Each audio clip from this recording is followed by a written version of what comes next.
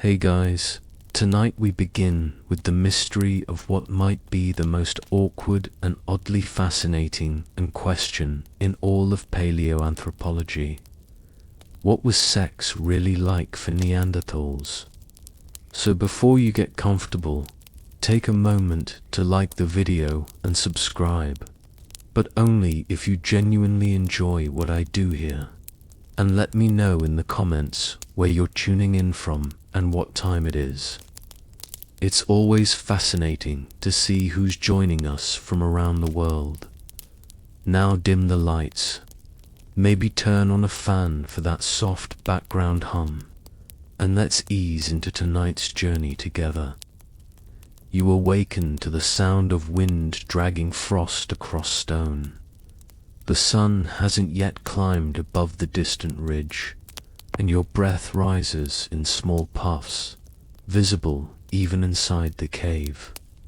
You're a Neanderthal, short, broad, strong, and built like someone who wins every wrestling match simply by standing still. Your world is cold, not in a poetic, emotionally distant way, literally cold. Glacial winds sweep through the steppe, and snow clings to every crevice. You wear the hide of a reindeer, not for fashion, but because it was either that or freeze your extremely important anatomy off. You didn't tan the hide yourself, of course. That was your mate's job, and they're better at not making everything smell like wet goat. Your hands are calloused from shaping flint. Your knees ache from squatting over fire pits, and your hair, it's somewhere between mossy helmet and feral dog caught in a windstorm. Grooming is done with bone combs and occasional help from board group members, who may or may not be picking lice for fun. Your tribe is small, a dozen or so individuals, some old, some younger. You know them all by scent before sight. There's no written language, no surnames, and certainly no secrets.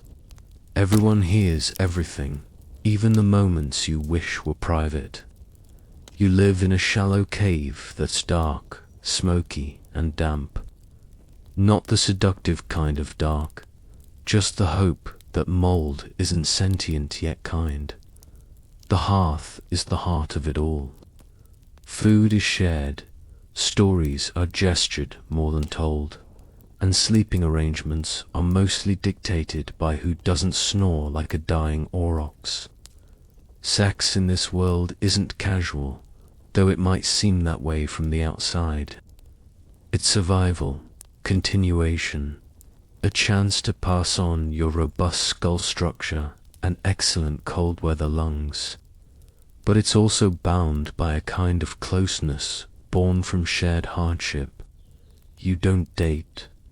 You form bonds through firewood collection, meat sharing, and occasionally not dying during a hunt. You don't think of yourself as primitive. This is just life. And if it includes the occasional stolen moment behind a mammoth hide curtain, while others pretend not to notice, well, that's as intimate as it gets in the Pleistocene. Romance for you begins with proximity to warmth, and not just metaphorically. In your world, snuggling is less of a flirtation and more of a survival imperative. If you're not pressed against at least two other hairy bodies by nightfall, you're either incredibly brave or about to become a stylish Neanderthal popsicle. Forget candlelit dinners. The real aphrodisiac, a fire that actually stays lit through a snowstorm, and someone who doesn't hoard all the dried marrow scraps. Swoon. There's no will they, won't they. It's more like, will they share their mammoth fur? Yes, then they're clearly into you. You don't have words for love, but you do have gestures. A gifted fox tooth, a perfectly cracked marrow bone, or the rare sharing of a dry sleeping spot. These are declarations of deep affection. You once saw someone give away the good part of a hair. It was practically a marriage proposal. Bathing isn't really a thing, but if someone scrapes the grime off your back with a flint scraper while humming what might be a tune, you're halfway to intimacy. The smell of your mate isn't something to hide. It's a reassuring blend of smoke, sweat, and crushed roots. Basically, the prehistoric equivalent of cologne, if cologne came with bits of bark in it. The mating ritual begins around the fire subtly. A glance, a grunt, an offered scrap of meat. You inch closer, testing the waters, or rather, the furs. If they don't scoot away or throw a rock, you're making progress. There are no long conversations, no courtship dances, unless you count the awkward shuffle you do when trying to sit close without knocking over the cooking stone. Yet somehow it works. You've survived a winter together, and in your world, that's a commitment stronger than any spoken vow. And so you lie together, to steaming lumps in a sea of fur and bone, listening to the fire pop, and someone in the back of the cave snore like a dying bear. It's not glamorous, but in the Ice Age, it's downright romantic. Love for you begins and ends with shared warmth, a steady fire, and the unspoken agreement not to steal the last piece of roasted marrow. Your tribe consists of about 12 individuals, give or take, whoever didn't fall into a ravine this month. It's not a bustling metropolis. It's more like an uncomfortable family reunion that never ends. You don't swipe left or right. You just look across the fire and realize again that your only viable partner is the one who bit you last week over a rabbit thigh. This is the brutal math of prehistoric romance. Fewer people, fewer choices, higher chance your crush is also your second cousin. There's no shame in it, at least not yet. The concept of genetic diversity hasn't been invented, but even your instincts seem to know that repeating the same faces too many times might lead to some undesirable results, which is why when a neighboring band visits during the warmer months, things suddenly get a little more flirtatious. You clean yourself up, which means scraping some dried gunk off your leg and shaking the lice out of your furs. You watch the visitors arrive with a level of interest usually reserved for mammoth sightings. A stranger with unfamiliar smells, and possibly fewer visible injuries. It's practically erotic. But let's not get ahead of ourselves. Competition is fierce. One look, one gesture, one slightly less terrifying facial expression can make the difference between mate and awkward fireside. Avoidance for the next 3 winters. Back in your own group, the options are cozy. You know everyone's habits, who steals meat, who snorts while sleeping, who can't make fire without panicking. Love in a small tribe is less about sparks flying and more about managing low expectations. If someone doesn't actively insult your cooking or throw rocks when annoyed, they're a keeper. That being said, relationships form. Sometimes out of necessity, sometimes out of routine, and sometimes in the rarest of cases, because someone makes you laugh by mimicking a dying cave lion. It's the little things. Still, mating within such a tight circle comes with complications.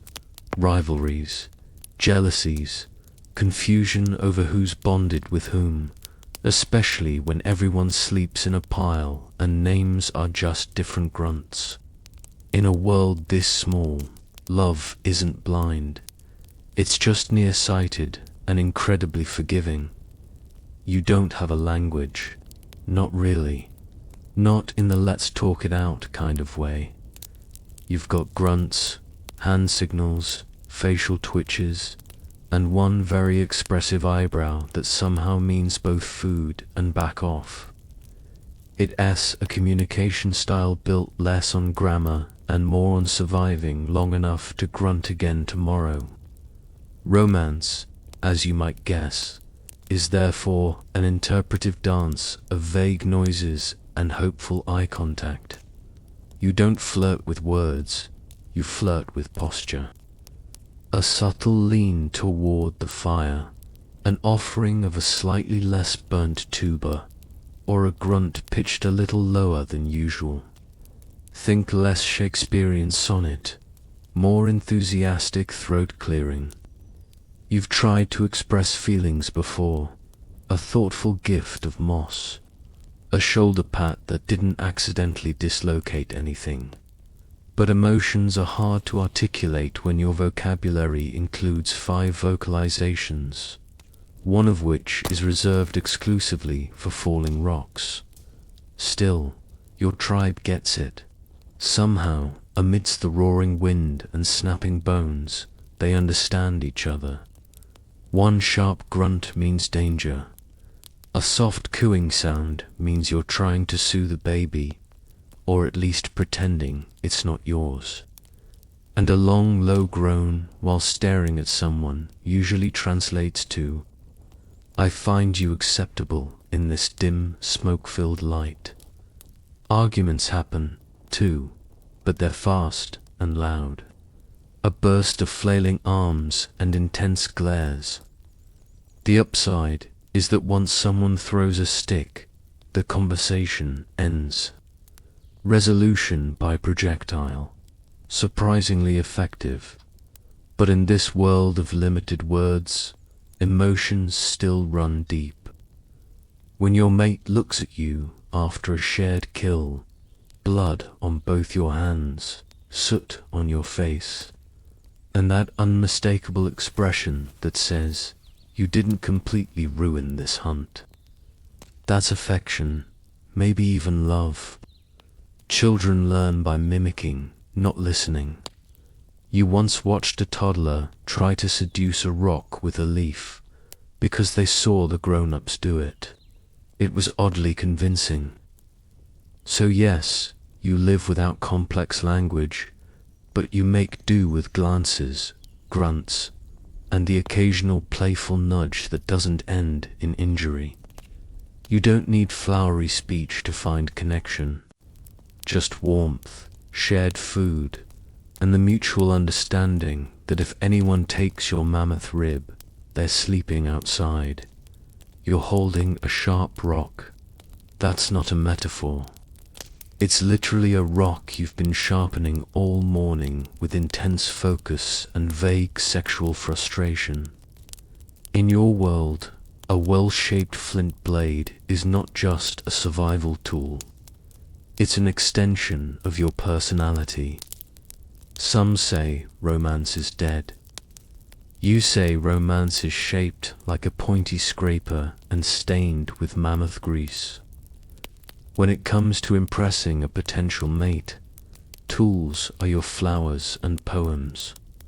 A hand axe with a good grip, that's seductive. A fire starter that only takes 3 strikes, irresistible. You once saw someone craft a bone all so delicately that it caused a minor love triangle and at least 1 minor stabbing.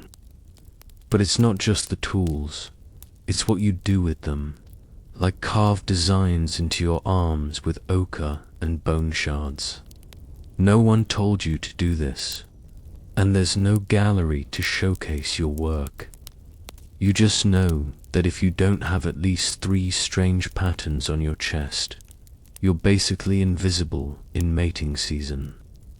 These tattoos, assuming we can call them that without offending modern tattoo artists, don't really have meanings. Or, if they do, everyone forgot. Maybe they once represented bravery, lineage, or successful hunts. Now they mostly mean, don't stab me, I'm cool. Of course, with all this artistry and expression comes tension. Not everything is peaceful in the cave of love. If someone uses your favorite scraping stone without asking, you may experience a rage not seen since the last hyena raid. Jealousy runs deep, especially when the same three eligible adults keep making slightly too long eye contact around the fire. That's when things get awkward. Grunting becomes sharper. Elbows become pointier. You start flint-knapping louder than necessary. Your rival might casually toss an extra-large spearhead into the pile. A silent power move that says, I killed a boar. What did you do today? And yet somehow it works. Amidst the clashing tools, ochre, smears, and passive-aggressive bone carvings, relationships emerge, because nothing says, I'm into you, like gifting someone a well-balanced hand axe, and not immediately clubbing them with it. Love in the time of Neanderthals is loud, sharp-edged, and deeply practical. So, you've survived the hunt, shared your mammoth marrow, and exchanged vaguely romantic grunts by firelight. One thing leads to another, mostly because there are no doors in your cave. And now you're lying next to your mate on a mossy pile that's 70% warmth, 30% insects, and 100% romantic. But what now?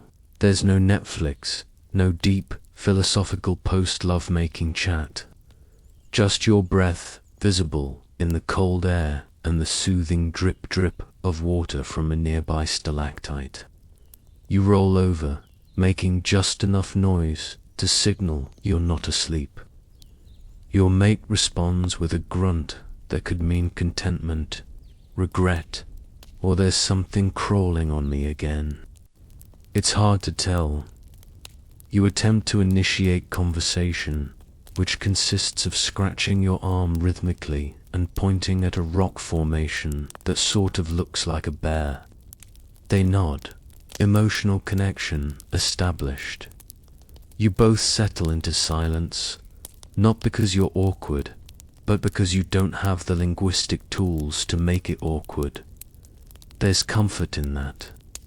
No overthinking, no analyzing tone, no accidentally calling someone the name of your previous cave crush. You just exist. Together, warm and possibly covered in shared lice. Occasionally, your mate might reach over and pat your thigh with the tenderness of someone who did unactively try to stab you today.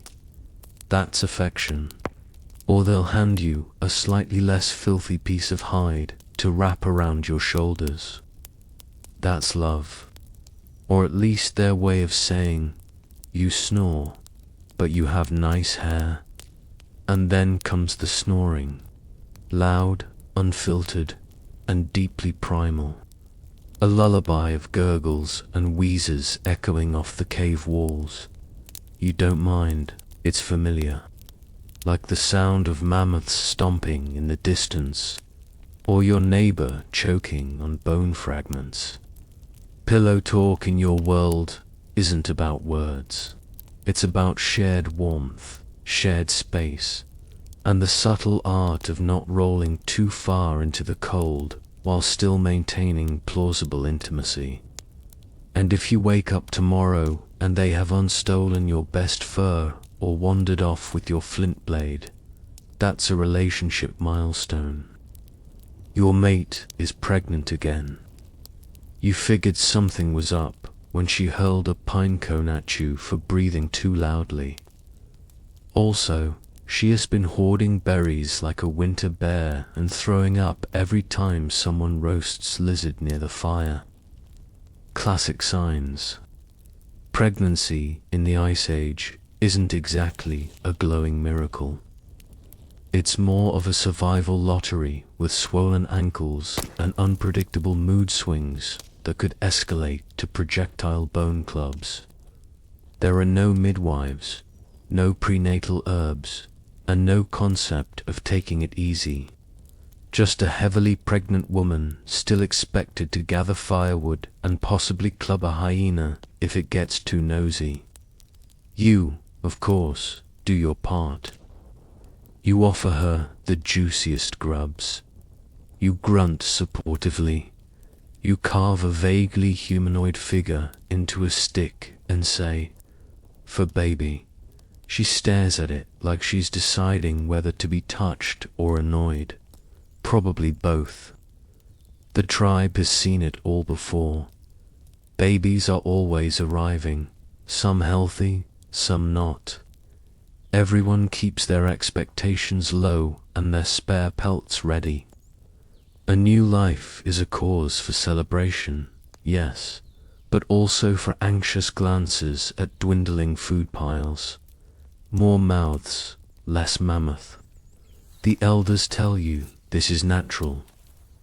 One old woman points to her 10 children and says something that may translate to "they all survived" or "they all disappeared in the river."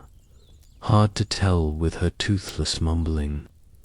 Your mate sleeps more now, wrapped in layers of hide like a grumpy burrito.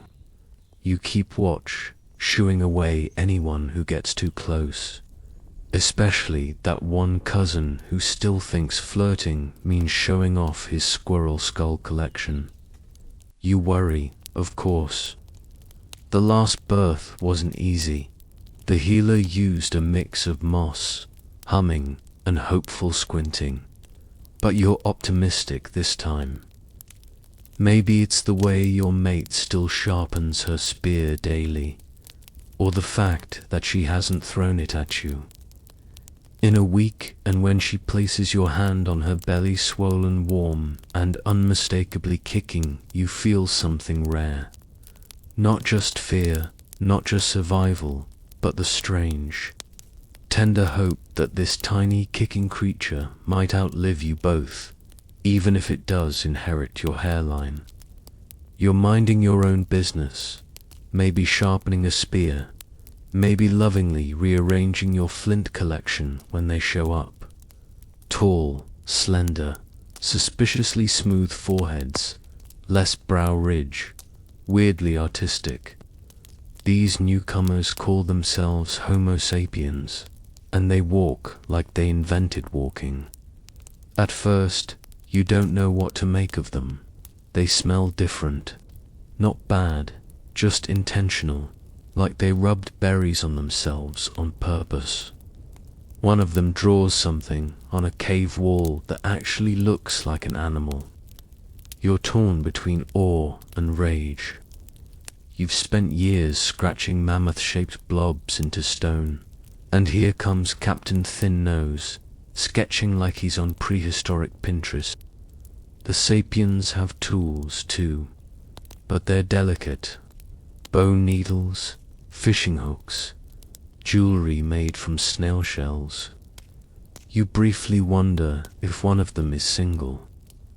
Then you remember they also brought weird rituals, loud songs, and a tendency to domesticate everything, including you if you're not careful. Their language, faster, full of vowels, and somehow condescending, even when they're just asking for berries. One of them tries to mime a greeting. You think they're choking on a beetle and hit them on the back. They stop talking to you after that, and then, inevitably, the flirting begins. The sapiens eye your tribe like you're a menu at a meat market. Some of your kin look back. After all, new blood is new blood, and those shell necklaces kind of hot. You suddenly feel deeply insecure about your own fur, loincloth, and lack of symmetrical tattoos. Mating across species lines becomes a thing.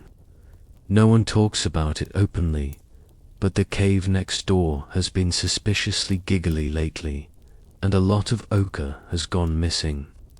You don't hate them. Not exactly, but you can feel the change. They have strange tools, bigger groups, a tendency to build, organize, and complain about things like grain. You, on the other hand, still hunt, grunt, and survive. Still, you notice your mate watching them. Their fire burns hotter. Their cave doesn't smell like damp bear. And they have this unsettling habit of smiling with their teeth. It's the beginning of the end. But you don't know that yet. You just know that one of them offered you cooked fish. And it was actually kind of good. You didn't even know you were capable of jealousy until one of the Homo sapiens gave your mate a shell bracelet with a polished center. Suddenly, something inside you snapped. Not a bone this time, but something deeper. You don't have a word for it, but it makes you want to growl, throw a rock, and mark your territory with extra urine. Your mate giggled at him. He's got smaller brow ridges, sure, and his pelt looks like it was washed in a stream that doesn't double as a urinal. But still, giggling, you try to act cool. You casually sharpen your spear near them for 6 hours. You lift a heavy mammoth skull and flex unnecessarily. You cough loudly every time he speaks. Unfortunately, you have the social subtlety of a warthog with sunstroke.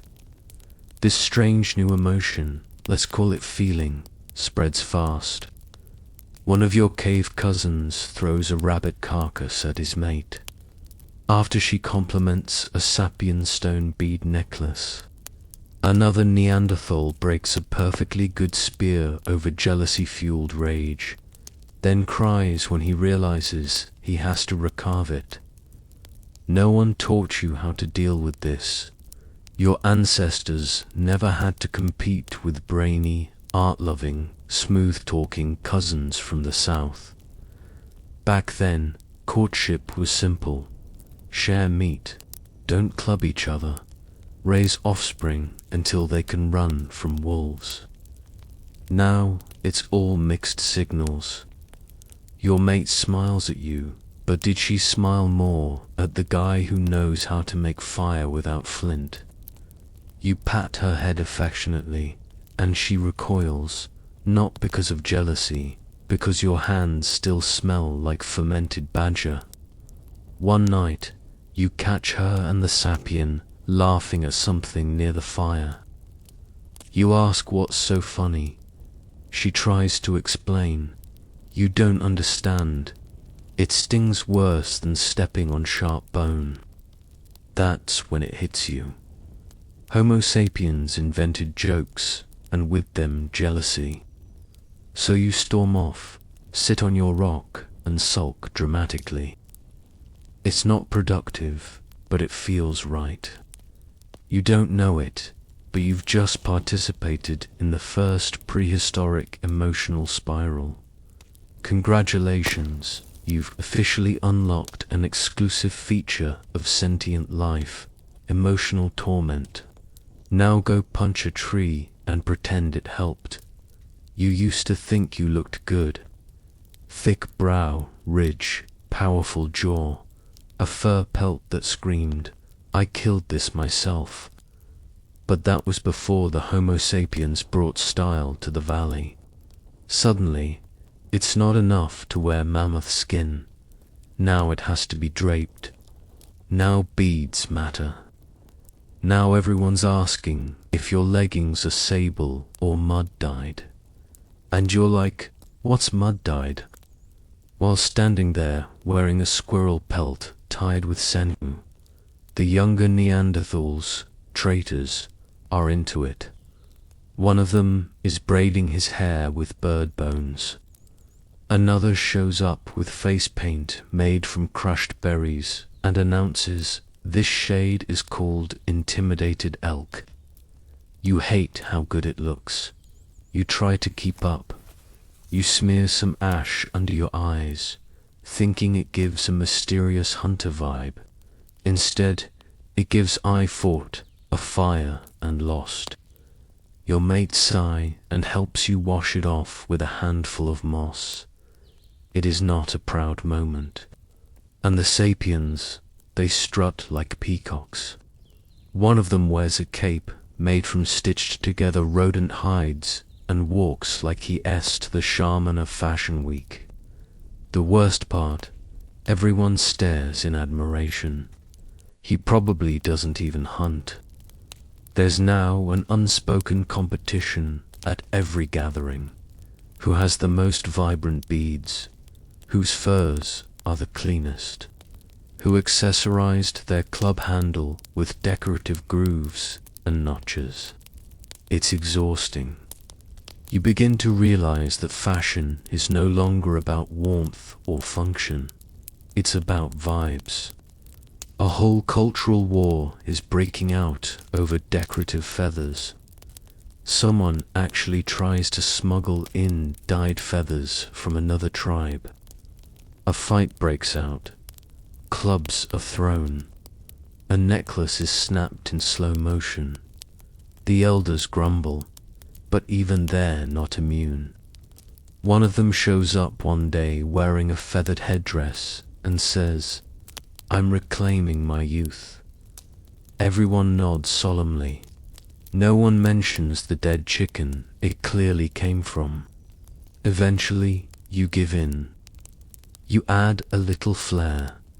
A necklace here, a bone bracelet there. You catch your reflection in a puddle and think, maybe I don't look entirely like I rolled out of a bear den anymore. And for the first time, you understand a terrifying truth. Even in the Stone Age, appearances matter. You think courtship is about meat and grunting, and in many ways, you're not wrong. But beneath the mammoth steaks and awkward fire-gazing lies a budding complexity you never asked for, prehistoric psychology. You wake up one morning and realize you're strategizing.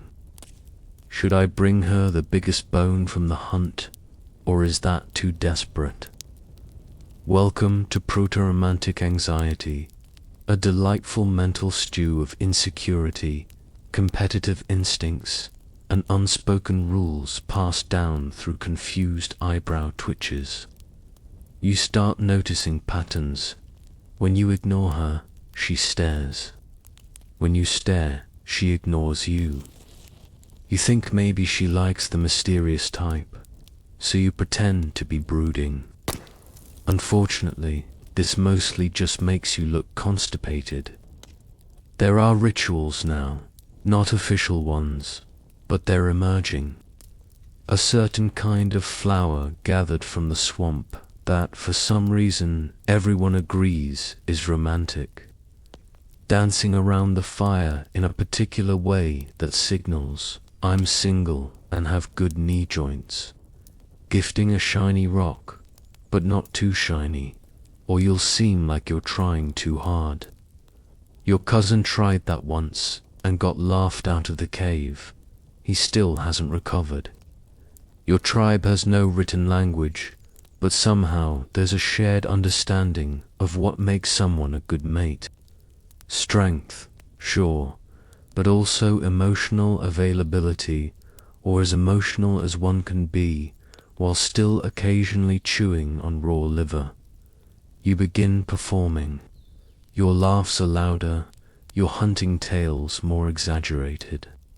You pretend you weren't scared of the bear, even though you absolutely were. You sit closer to the fire so the flickering light catches your jawline just right. Subtle manipulation, Neanderthal edition. Meanwhile, you're being judged too. She watches how you treat the elders, how you share food, whether you accidentally elbowed the kid who tried to take your seat on the mammoth pelt. It's not just survival of the fittest anymore. It's survival of the slightly charismatic. At some point, you realize the line between instinct and emotion has blurred. You want her to like you, not just mate with you. You want her to laugh at your bad jokes, admire your carving skills, and maybe, just maybe, not pick the sapien with the symmetrical face. Congratulations. You're now emotionally entangled, and the Ice Age hasn't even ended yet. You didn't leave behind a cave painting. You never learned to play the bone flute. You once got your foot stuck in a badger hole and were mocked for 2 lunar cycles. And yet, somehow your genes survive. You're not entirely sure how. Maybe it was your average charm. Maybe it was the one time you managed to kill a wild boar and didn't gloat about it for a whole week. Or maybe, just maybe, your mate saw something in you that wasn't forehead width or muscle mass. Something softer, something like not actively drooling during courtship. Your children are small, loud, and mostly sticky. They throw bones at each other and chew on moss. One of them screams at birds, but they're alive, and they carry your brow ridge. You take a moment to realize what this means. You've passed on your instincts, your weird shoulder-to-neck ratio, your suspicious squint, and tragically, your inability to digest mushrooms. You've made it, not as a legend, but as genetic data. Somewhere in the valley, another Neanderthal didn't. He had stronger arms than you, a cooler fur vest. He once balanced 3 rocks on his head to impress a girl, but he got kicked by a reindeer and never recovered. And now, nothing. No legacy, no shrieking toddlers biting each other in his name. Survival is not glamorous. It's not about greatness. It's about not dying long enough to reproduce, and preferably doing so before being eaten by something with fangs. And you did that. Your mate is still by your side. She occasionally smacks you with a stick when you forget to share berries, but that's love in its purest form. You sit together by the fire one night, your cave clan sleeping in a pile behind you. You watch the stars and think, we existed.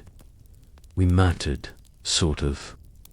You will never know the full impact of your DNA, that hundreds of thousands of years from now, a lab technician will spit into a tube and get a report that says 2.1% Neanderthal, likely responsible for broad nose and inability to fold fitted sheets.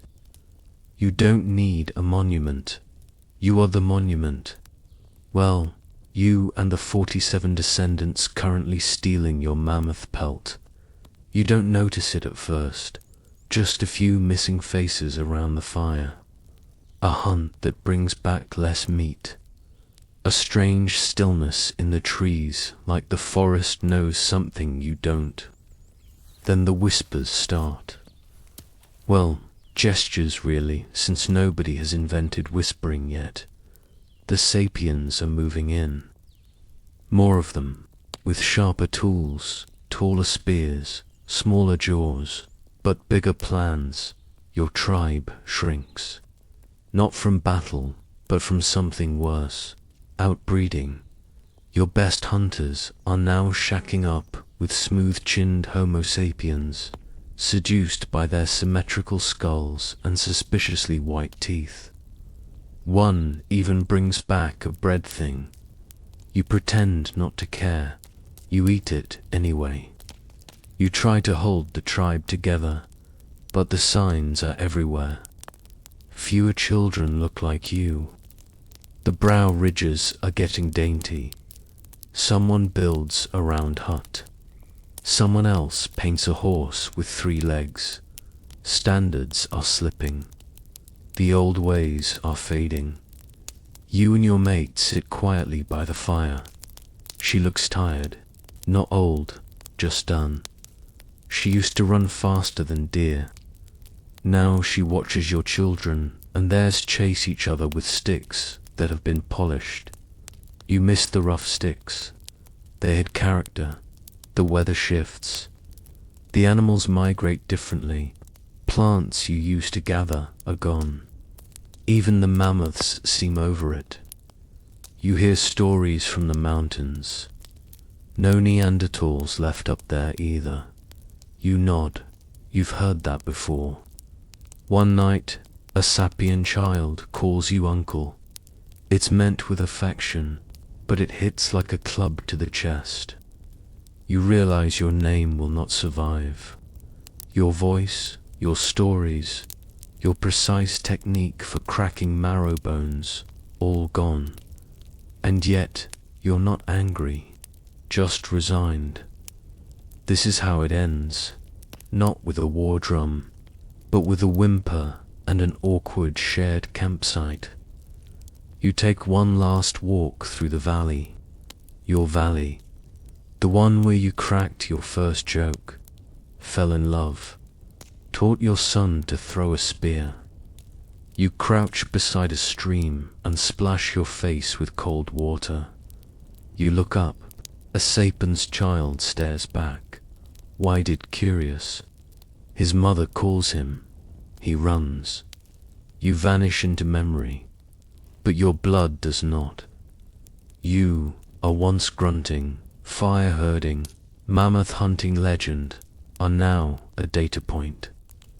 A fascinating mystery to modern Homo sapiens, who spend more time sitting in chairs than squatting in bushes. They peer into your bones with lasers. They argue about your mating habits on the internet.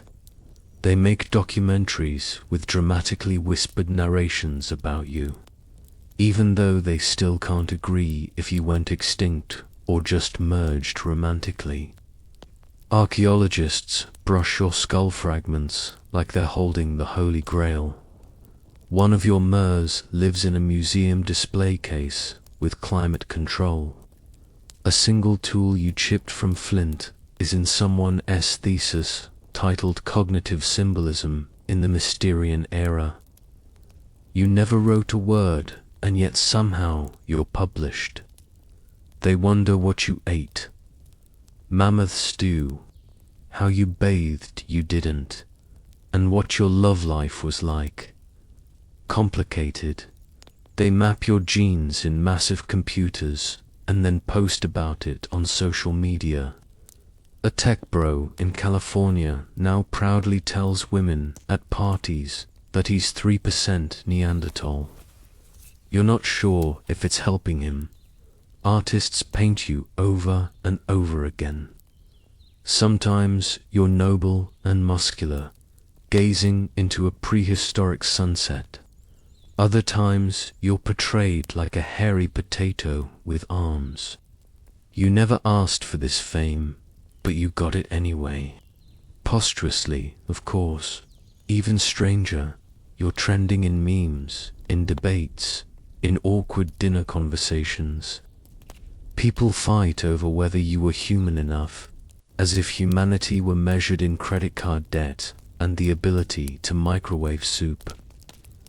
They want to know if you had religion, if you believed in an afterlife, if you worried about your hairline. You, meanwhile, once spent an entire afternoon figuring out how to not die from eating a green frog. But here's the wild part. You did matter. You shaped them.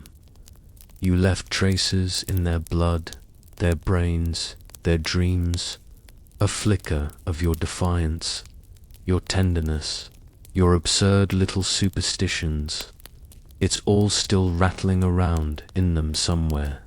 So, if you could say one thing to your very distant, very confused descendants, maybe it would be this. You were never meant to last forever, just long enough to be remembered.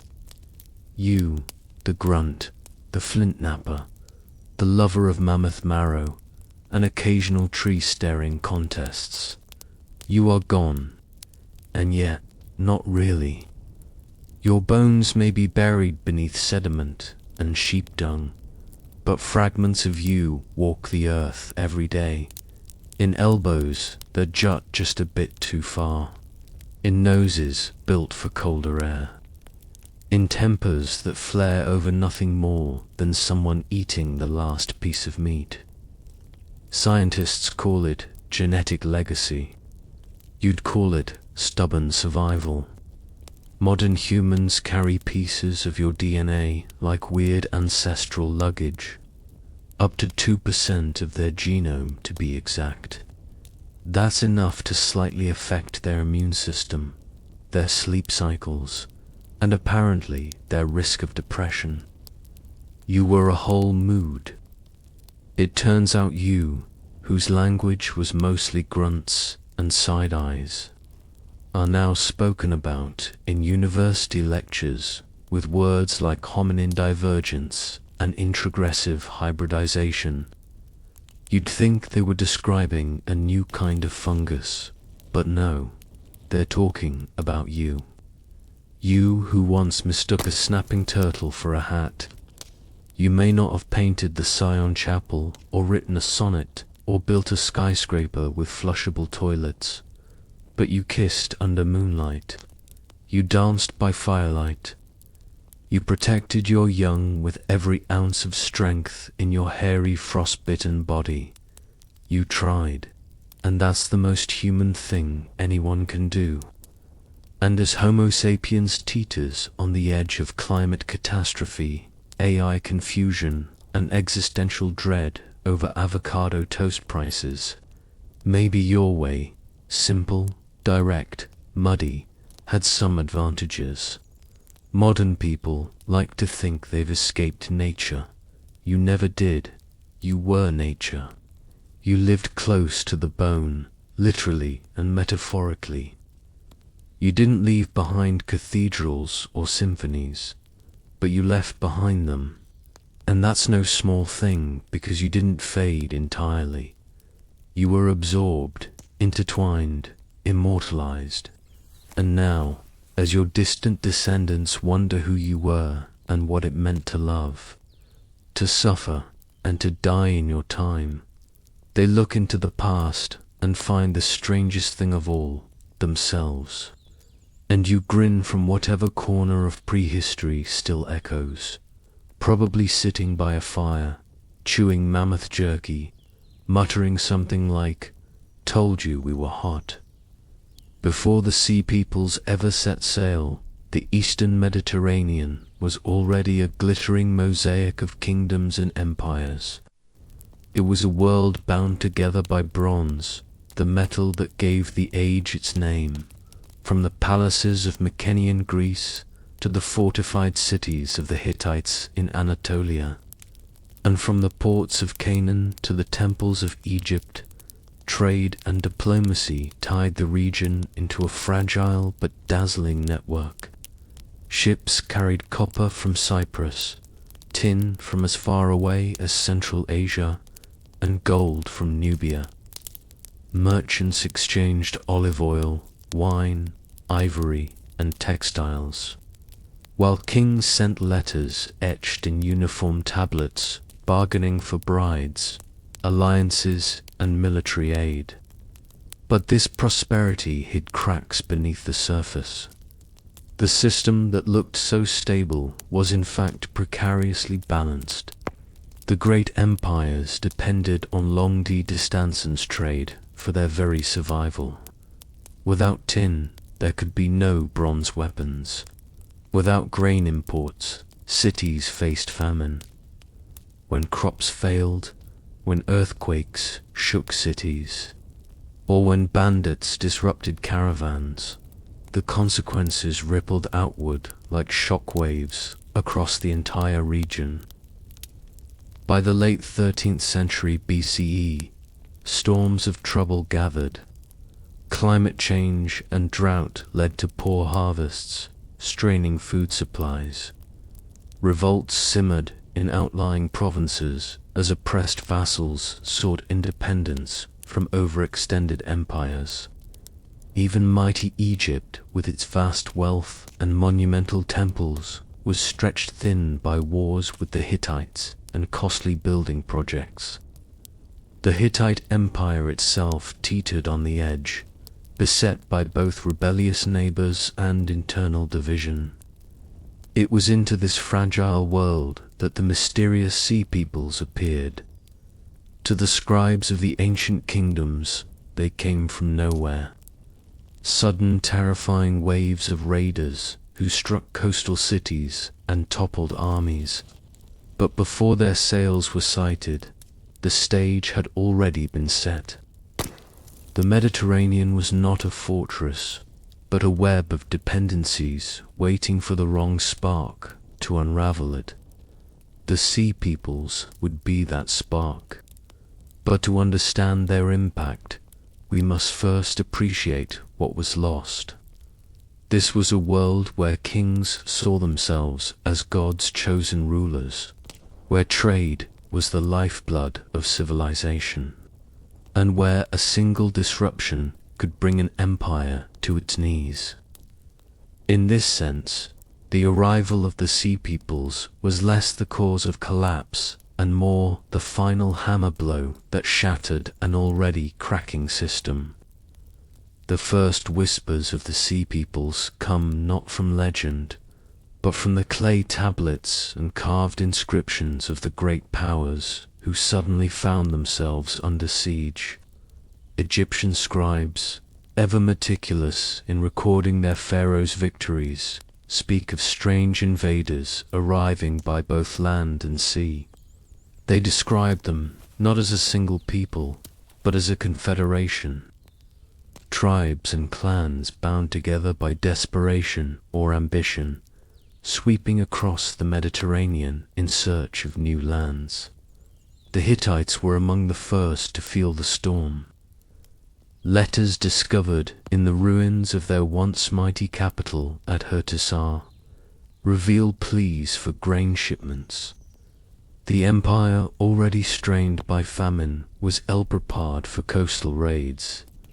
Ports that once supplied the Hittite kings fell to sudden attacks, disrupting food supplies and cutting lifelines to the heartland. For the Hittites, already struggling to hold their empire together, the sea's arrival was catastrophic. Within a generation, the empire that had rivaled Egypt vanished from the historical record.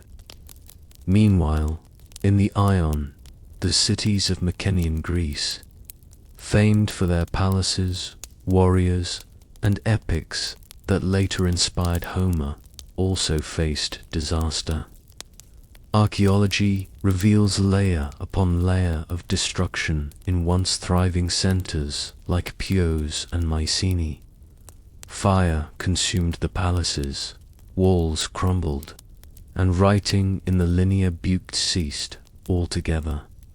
While scholars debate whether the sea peoples were the direct cause or whether they arrived as opportunists after internal collapse, the result was the same. A cultural breakdown so profound that Greece entered centuries of Dark Age silence. In Egypt, the threat was more direct and vividly recorded. Reliefs from the reign of Pharaoh Manpar show scenes of battle against these invaders, depicting foreign warriors with feathered headdresses, round shields, and ox-drawn carts carrying their families. Unlike simple raiders, these were migrating peoples moving with wives and children, suggesting not just conquest, but resettlement. Their sudden arrival turned the fertile Nile Delta into a battleground.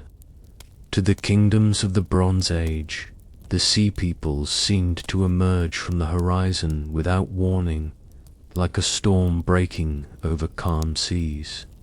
Yet, their movements were part of a wider chain reaction.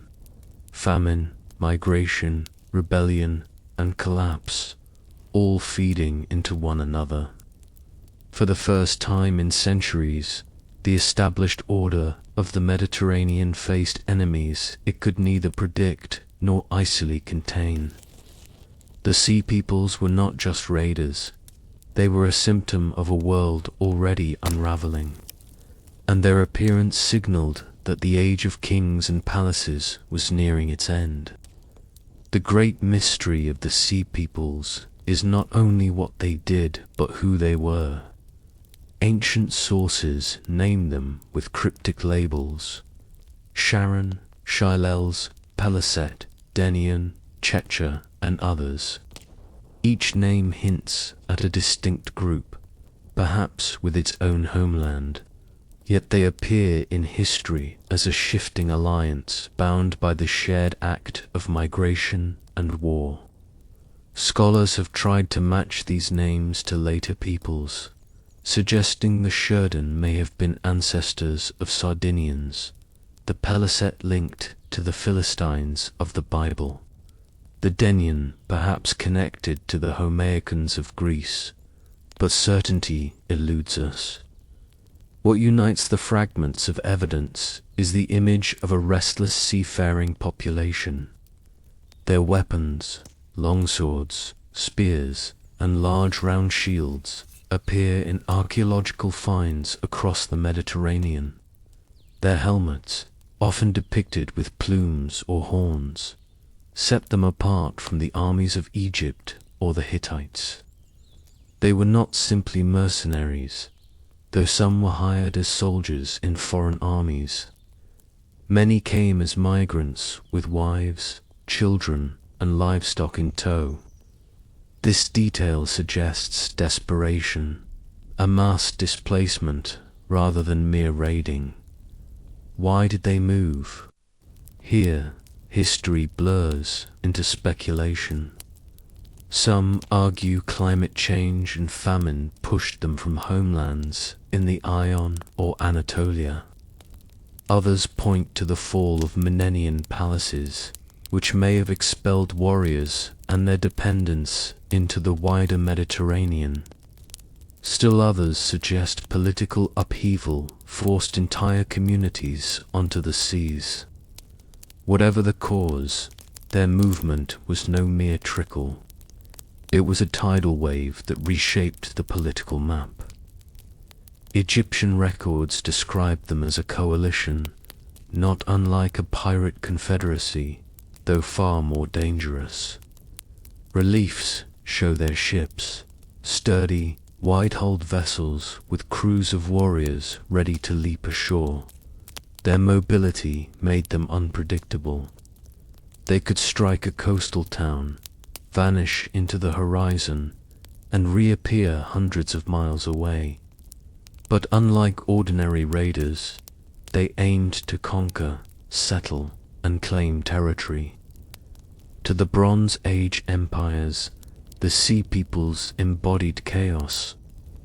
They had no single king, no permanent capital, and no fixed borders. This made them nearly impossible to defeat permanently. Even if one band was crushed in battle, others continued their march, driven by hunger, opportunity, or sheer momentum. In truth, the sea peoples remain an enigma. We know them only through the desperate accounts of the civilizations they attacked. And in those records, they are not individuals, but a storm, an unstoppable force that swept across the Mediterranean and left only ruins in its wake.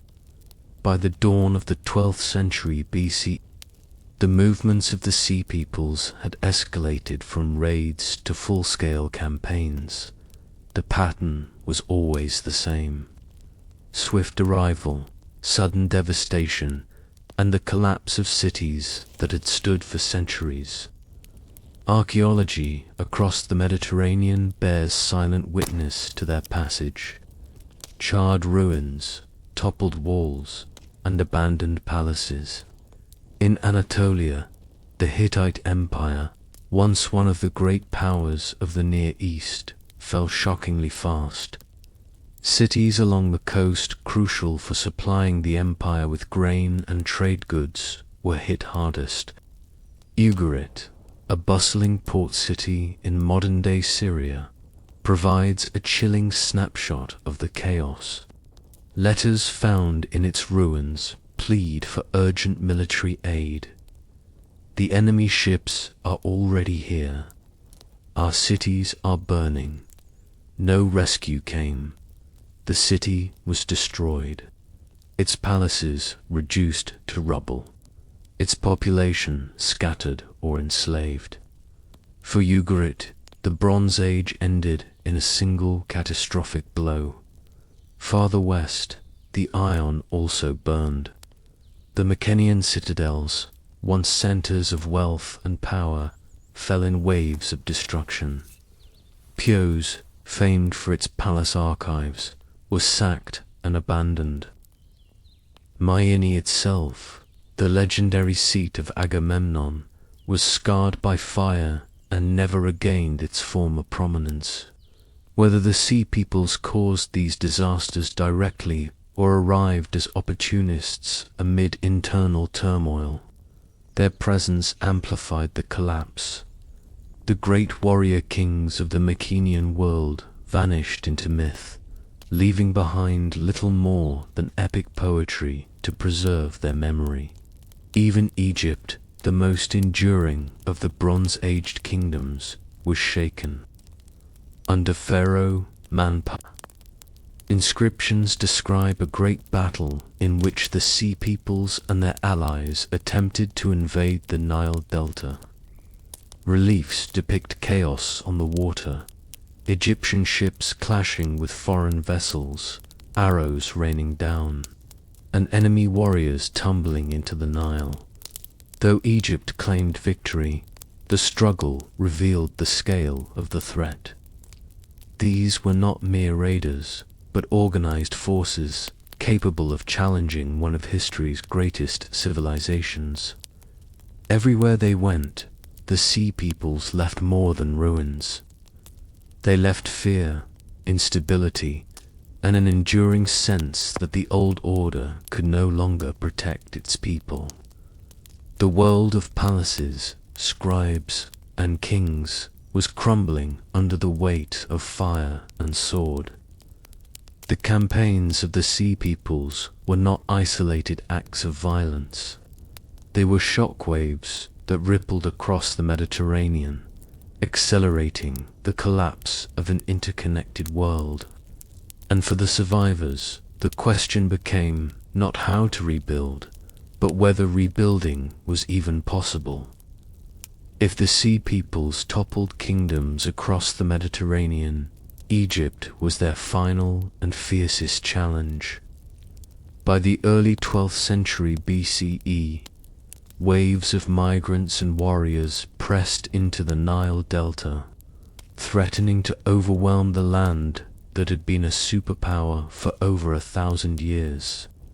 But unlike the Hittites or the Mycenaeans, Egypt would not fall so easily. The pharaoh who faced them was Ramses III, a ruler of the New Kingdom's 20th dynasty. His inscriptions carved into the walls of the mortuary temple at Medinet Habu remain our most vivid account of the CS assault.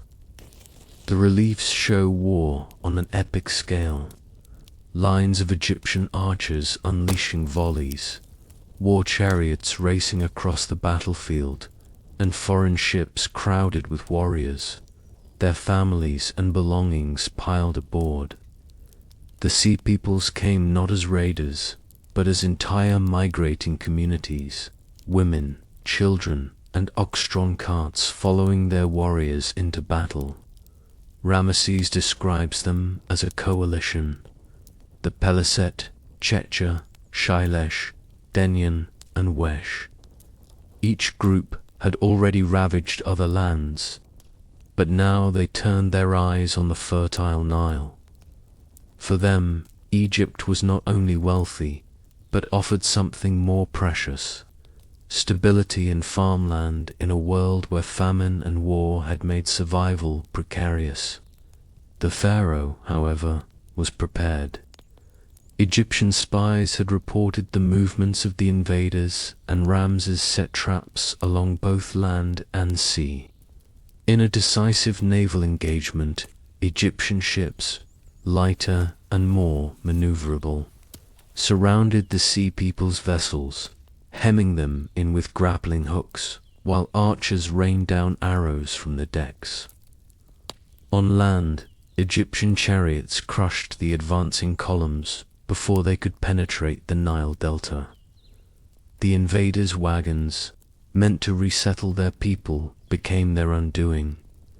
Clumsy and slow, they were easy prey for Egyptian counterattacks.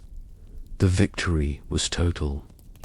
Reliefs show foreign warriors cut down, their wives and children captured, their ships seized.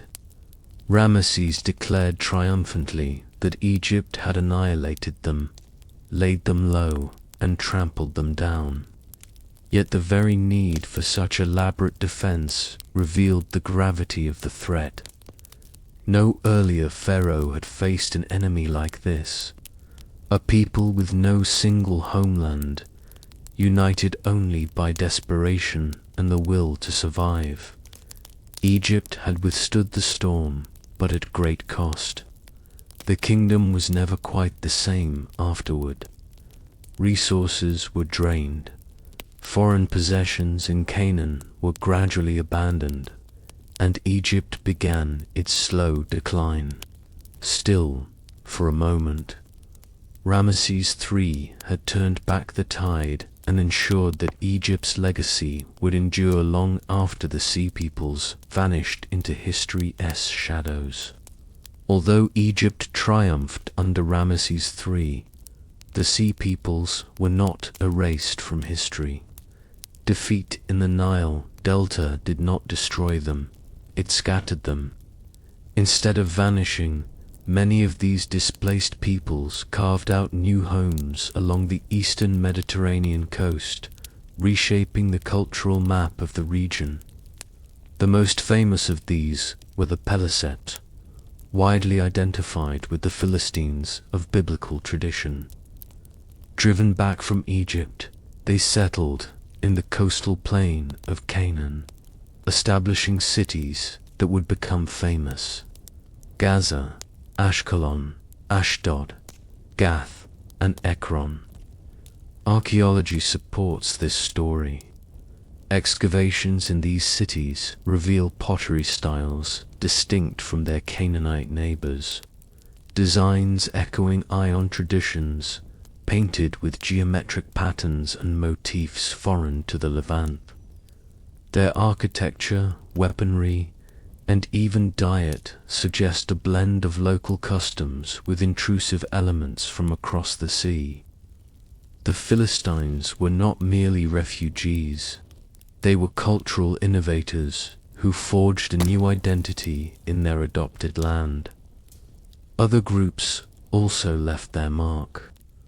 The Sharon, remembered in Egyptian records as both foes and mercenaries, may have settled in Sardinia, where distinctive stone towers called Nuraga appear around this time. The Cheka are thought to have taken control of the port city of Dor in northern Canaan, turning it into a maritime hub. The Shailesh, perhaps, settled in Sicily, their name echoing the island's later identity. Though the evidence is fragmentary, a picture emerges of displaced peoples transforming into rooted communities, leaving legacies that survived long after the Bronze Age collapse. For Egypt, the aftermath meant withdrawal. Though victorious, the kingdom could no longer maintain its far-flung empire in Canaan. The rise of new powers, the Philistines in the coastal plains, the Arameans in the interior, made Egyptian control increasingly tenuous. What had once been Egyptian provinces became independent, or fell under the influence of new cultures born from chaos. The Bronze Age world had fractured. Where once stood vast empires and interconnected trade, now smaller kingdoms, city-states, and migrating peoples filled the vacuum. The Sea Peoples were both a cause and a symptom of this transformation. They had shattered old systems, but in their wake, new societies emerged. Societies that would shape the course of the early Iron Age. The chaos of their invasions was real, but so was their resilience. In defeat, they became founders. Their names survived not only in inscriptions of fear, but in the living cultures that rose from the ruins of the Bronze Age. By the early 12th century BCE, the world of the great Bronze Age kingdoms was gone. Palaces lay in ruins, trade networks shattered, and literacy itself nearly disappeared in vast stretches of the Mediterranean. The arrival of the Sea Peoples was dramatic, but the collapse cannot be explained by them alone. They were one piece of a far larger puzzle, an upheaval so profound that historians still debate its causes 3,000 years later. Climate played its role. Evidence from pollen samples, tree rings, and dried lake beds shows a prolonged period of drought around 1200 BCE. Without rain, harvests failed, and without harvests, famine spread. Hungry populations rioted or migrated, searching for food and security. In this context, the mass movements of the Sea Peoples may have been a symptom of the same crisis that toppled empires. Survival in a world that could no longer sustain them. At the same time, earthquakes shook the eastern Mediterranean. Archaeological layers in cities such as Troy, Mycenae, and Ugarit show signs of destruction consistent with seismic activity. Rebuilding after such disasters would have required strong central governments, but those very governments were weakened by famine, rebellion, and war. The blows landed all at once, and recovery was impossible. Economic collapse followed. The Bronze Age was built on trade and essential resources. Copper and tin for weaponry, grain for armies, luxury goods for kings. When long distance routes were cut, whether by war, piracy, or the destruction of ports, the system unraveled. Without tin, bronze production ceased. Without bronze, armies lost their technological edge. The empires that had depended on these networks could not adapt quickly enough. Internally, revolts erupted. Subject peoples who had once endured heavy tribute saw their chance to break free. In some places, commoners may have risen against palace elites, contributing to the destruction of great centers. The fall of Mycenaean Greece, for instance, may have owed as much to internal strife as to foreign attack. The result was a domino effect. One kingdom after another toppled: the Hittites, the Mycenaeans, the Canaanite city-states, and eventually even Egypt's empire abroad. What remained was smaller, fragmented societies struggling to survive in a changed world. The Sea Peoples were remembered because they gave a face to the chaos. Foreign invaders sweeping in from the sea. Yet the collapse was bigger than them. It was a perfect storm. Climate, rebellion, earthquakes, famine, and war all converging. The Bronze Age had ended, and a new era, the Iron Age, was beginning. Though the Sea Peoples vanished as suddenly as they appeared, their memory lingered in the stories, texts, and cultures that followed. To the Egyptians, they remained a cautionary tale etched in stone, a reminder of how close the kingdom had come to being swept away. The reliefs at Medinet Haru stand as one of the most vivid monuments of the late Bronze Age, showing foreign warriors with feathered headdresses and ox-drawn wagons, forever frozen in battle against Ramses III. For Egypt, this victory became part of national pride, a final moment of glory before its own slow decline. Elsewhere, their legacy is more indirect. The Philistines, likely descended from the Peliset branch of the Sea Peoples, became one of the most formidable groups in the biblical narrative. From their new cities in Canaan, they clashed repeatedly with the Israelites, giving rise to tales that still resonate today.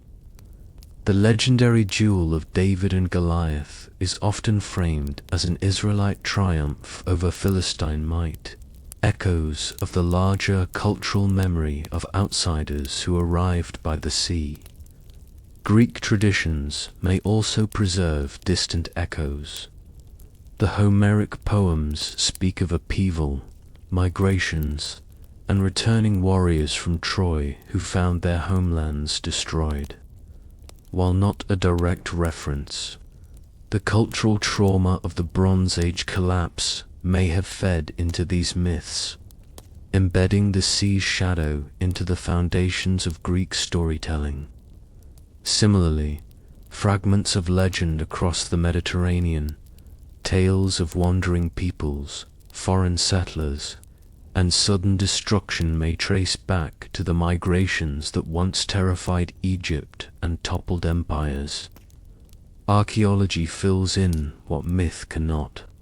Distinctive pottery styles, weapon forms, and settlement patterns reveal how the Sea Peoples integrated into their new environments. In places like Philistine Canaan, their influence blended with local traditions to create hybrid cultures. Over generations, they ceased to be Sea Peoples at all and became something new. Locals rooted in the lands they had once invaded. Their greatest legacy, however, lies in the memory of collapse itself. The Bronze Age world was a network of kings, palaces, and scribes, who believed their order permanent. The Sea Peoples shattered that illusion. They became the human face of systemic collapse, a reminder that even the mightiest empires can fall when the pressures of environment, economy, and migration converge. In that sense, their story has never truly ended. It survives as a warning. Civilizations are fragile, and the forces that undo them are often not strangers from afar, but the combined weight of crises already at the door. For all the devastation they caused, the Sea Peoples remain an enigma. We know them not through their own words, but through the desperate accounts of those who fought them. Egyptian reliefs, broken ununiform letters, and layers of destruction in ruined cities are the fragments from which historians have tried to reconstruct their identity. Yet questions linger. Were they exiles from collapsing palaces in the Ion? Climate refugees fleeing famine in Anatolia? Pirates, mercenaries, or migrants seeking new lands? The truth may be that they were all of these at once, a shifting confederation of peoples bound by shared necessity. This uncertainty has only fueled fascination. Unlike the Egyptians or Hittites, the Sea Peoples left no empire, no archives, no monuments. They were remembered not as rulers, but as destroyers, the faceless storm that swept away the world of the Bronze Age. In this sense, They belong to that rare category of historical actors who shaped an era without leaving their own voice behind. They remind us that history is often written by the survivors, and that entire peoples can fade into silence once their role has been played. Yet their influence endures. The collapse they accelerated gave birth to the Iron Age. When new powers emerged from the rubble, the kingdoms of Israel and Judah, the Phoenician traders, the Arameans, and eventually the Greeks, all rose in the vacuum the Sea Peoples helped create. Even Egypt, though weakened, adapted to survive in a new world. In this way, the chaos they embodied also cleared the ground for renewal. Their story has modern resonance, too. The Sea Peoples were migrants in an age of crisis, pushed by famine and instability to seek survival elsewhere. Their arrival destabilized fragile states, toppled empires, and transformed entire regions. It is a reminder that human movement, especially on a large scale, can be as powerful a force in history as armies or kings. Behind the carved reliefs of battle, we glimpse families in ox-drawn carts, carrying all they had into the unknown. In the end, the Sea Peoples stand as both destroyers and creators. They ended one age and helped forge another, leaving behind more questions than answers. Their sails vanished over the horizon more than 3,000 years ago, but their shadow still falls across history. A reminder that civilizations, no matter how mighty, are never eternal. Long before the name of Alexander echoed across continents, Macedon was seen as a rough, half-barrack kingdom sitting on the edge of the Greek world. To the refined city-states of Athens or Thebes, Macedonians were mountain folk, riders, herdsmen, and hunters. More at home in rugged highlands than in marble courtyards, yet this very landscape forged their character. Life in Macedon was harsh, resources limited, and survival demanded toughness. Every boy grew up handling weapons. Every man was expected to ride, and loyalty to kin and king was absolute. Macedonian kings understood this warrior ethos and wove it into their rule. Unlike in Athens, where politics was debated in the assembly, or in Sparta, where discipline was dictated by the state, Macedon's power rested on personal bonds. The king was not only a ruler, but also a war leader who dined, hunted, and bled alongside his companions. The elite noble cavalryman known as the Hitti. These relationships created a military culture built on honor and trust. Fighting was not just duty. It was a way to prove loyalty to the monarch and win glory for the clan. Still, Macedon was not isolated. Greek influence seeped in, particularly in the reigns of kings like Archelaus and Philip II. From their southern neighbors, the Macedonians borrowed tactical thinking, the idea of drilled formations, and a taste for organized strategy. Yet, they did not abandon their tribal warrior traditions. Instead, they blended them. The result was a culture that valued both ferocious courage and disciplined cohesion, a balance that most other armies struggled to achieve.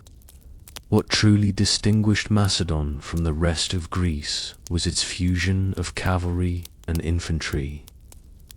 In many Greek states, cavalry was an afterthought, but Macedon's open plains made horsemen vital. Noble families raised their sons in the saddle, and entire clans supplied mounted warriors. Meanwhile, common soldiers drilled as infantry, wielding longer spears than their southern cousins.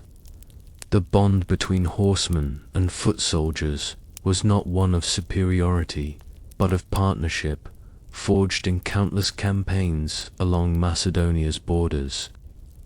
By the time Philip II rose to power in the mid-4th century BCE, the foundations were already laid.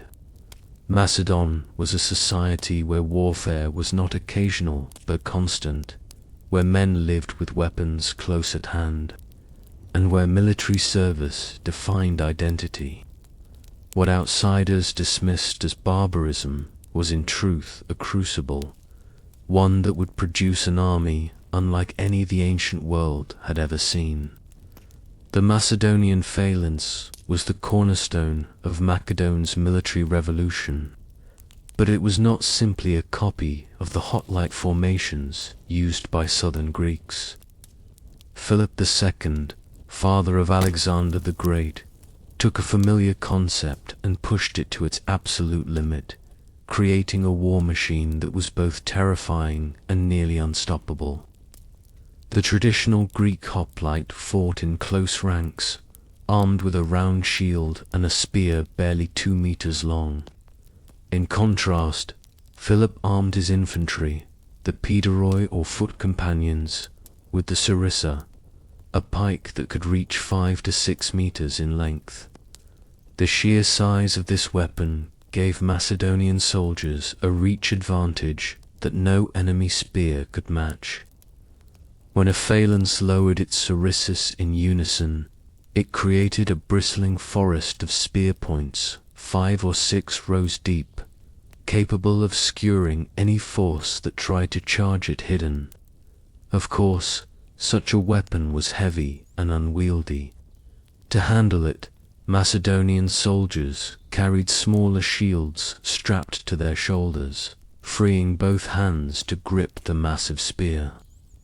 Their armor was lighter than that of the traditional hoplite, sacrificing some protection for agility and endurance. Training was relentless, drilling in tight formations, learning to advance and retreat as a single body, and practicing how to keep their scissors leveled even under pressure. The phalanx was not just a collection of men, it was a living wall of iron. Each soldier locked into position by the discipline of the unit.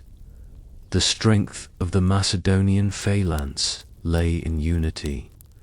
A single man could not wield the sarissa effectively, but hundreds moving together created an impenetrable barrier.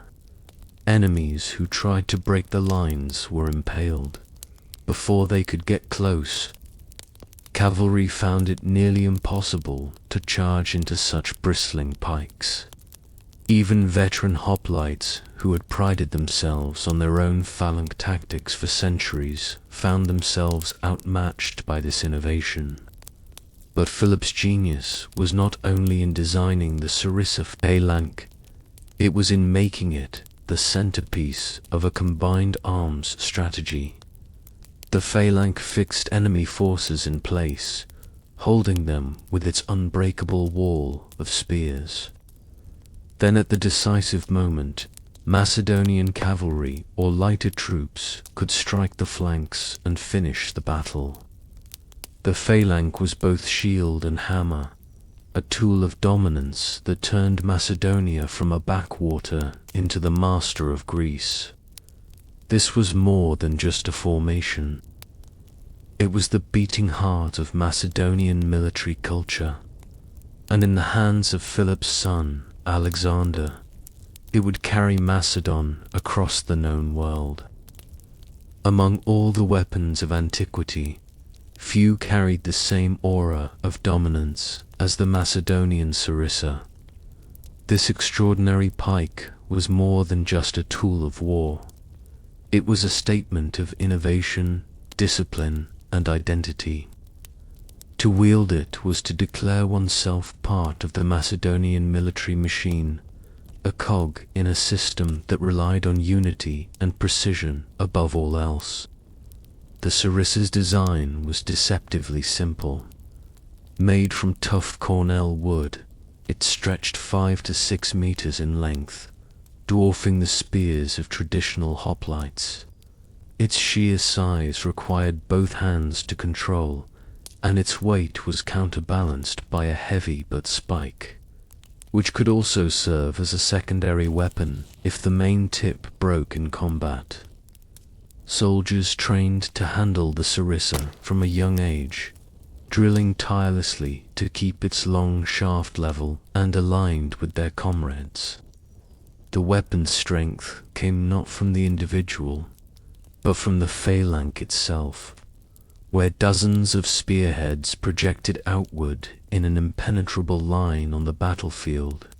The Sarissa transformed how enemies perceived Macedonian armies. An approaching phalanx looked like a moving forest of steel. Horses balked at charging into it, and infantry who dared to advance was skewered before they could even swing their swords. To face such a wall was to confront death in its most orderly form, relentless, disciplined, and terrifyingly efficient. Yet the Sarissa was not invincible. Its unwieldy length made it difficult in broken terrain or at close quarters.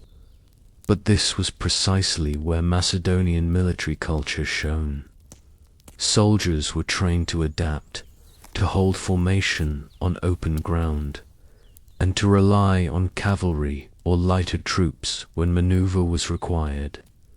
Philip II understood that the Sarissa worked best as part of a larger system, and he ensured that his army combined the phalanx with flexible units that could exploit weaknesses.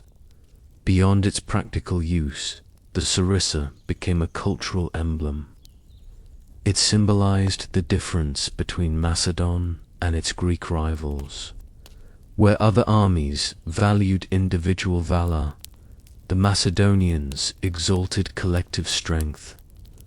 The Sarissa reminded every soldier that his survival depended on the man beside him, and that only through discipline could the formation hold. In this way, the Sarissa was more than wood and iron. It was the physical embodiment of Macedonian unity, the weapon that turned a peripheral kingdom into a superpower. Wherever its shadow fell, from Corona to the banks of the Indus, it carried with it the unmistakable mark of Macedonian dominance. The Sarissa may have been the symbol of Macedonian power, but without relentless training, it was nothing more than an oversized spear.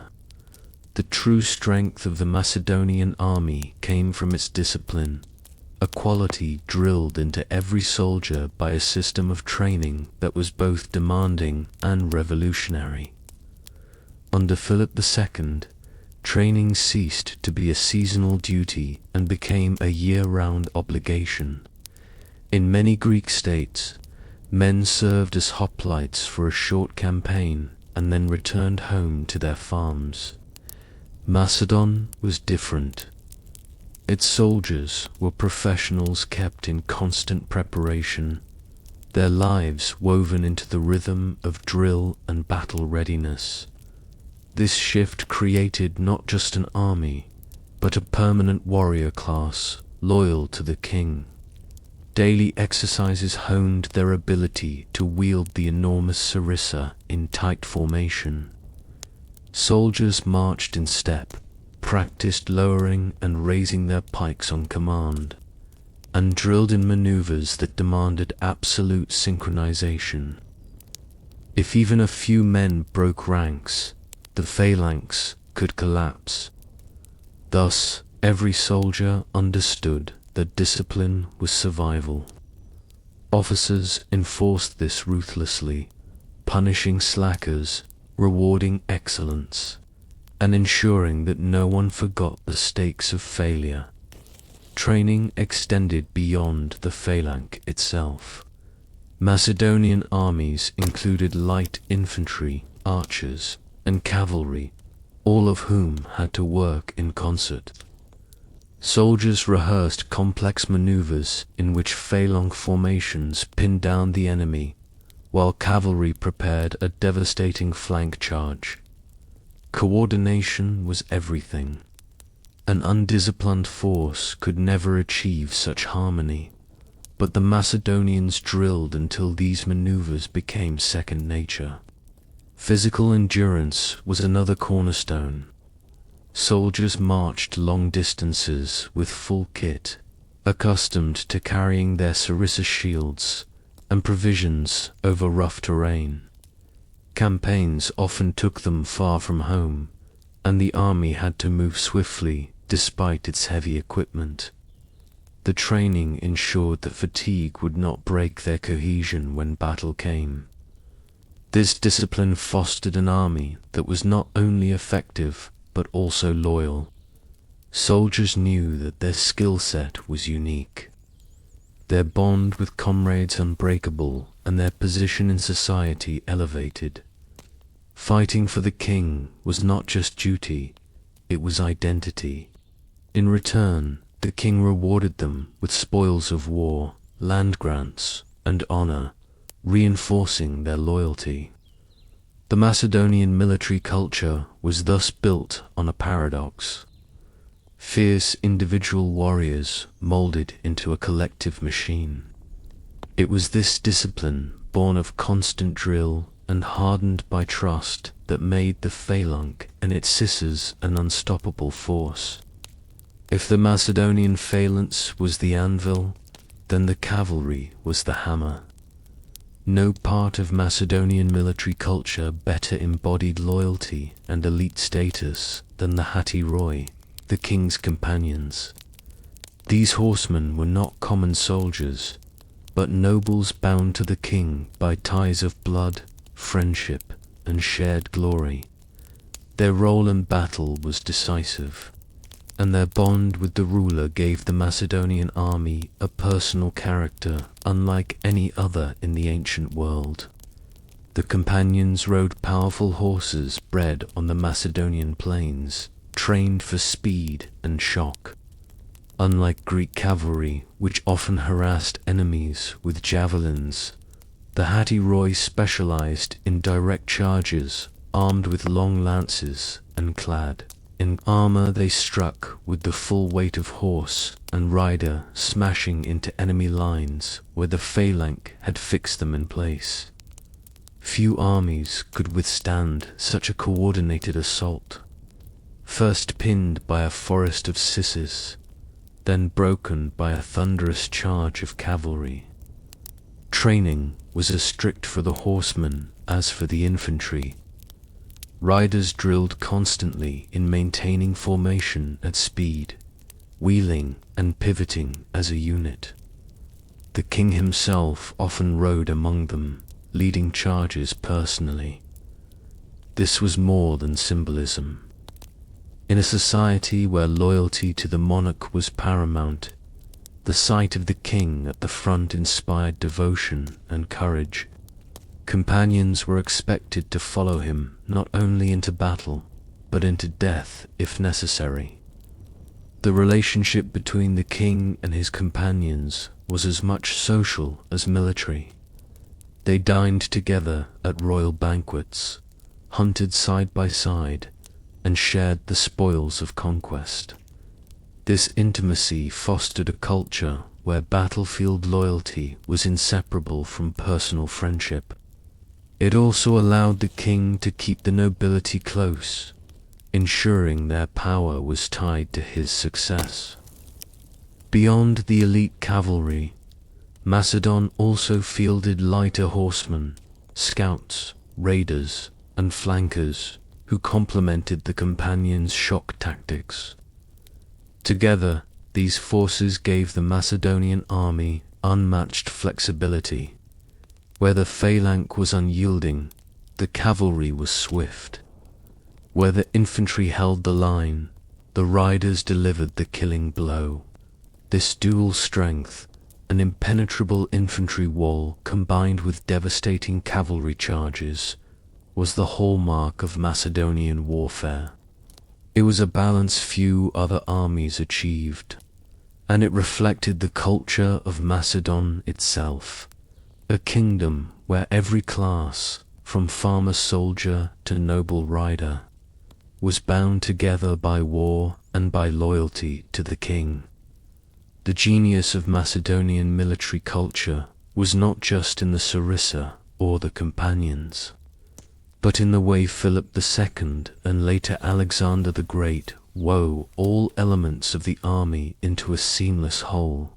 Where other states relied on one dominant arm, Macedon perfected the art of combined arms warfare, ensuring that infantry, cavalry, and specialists worked together in coordinated harmony.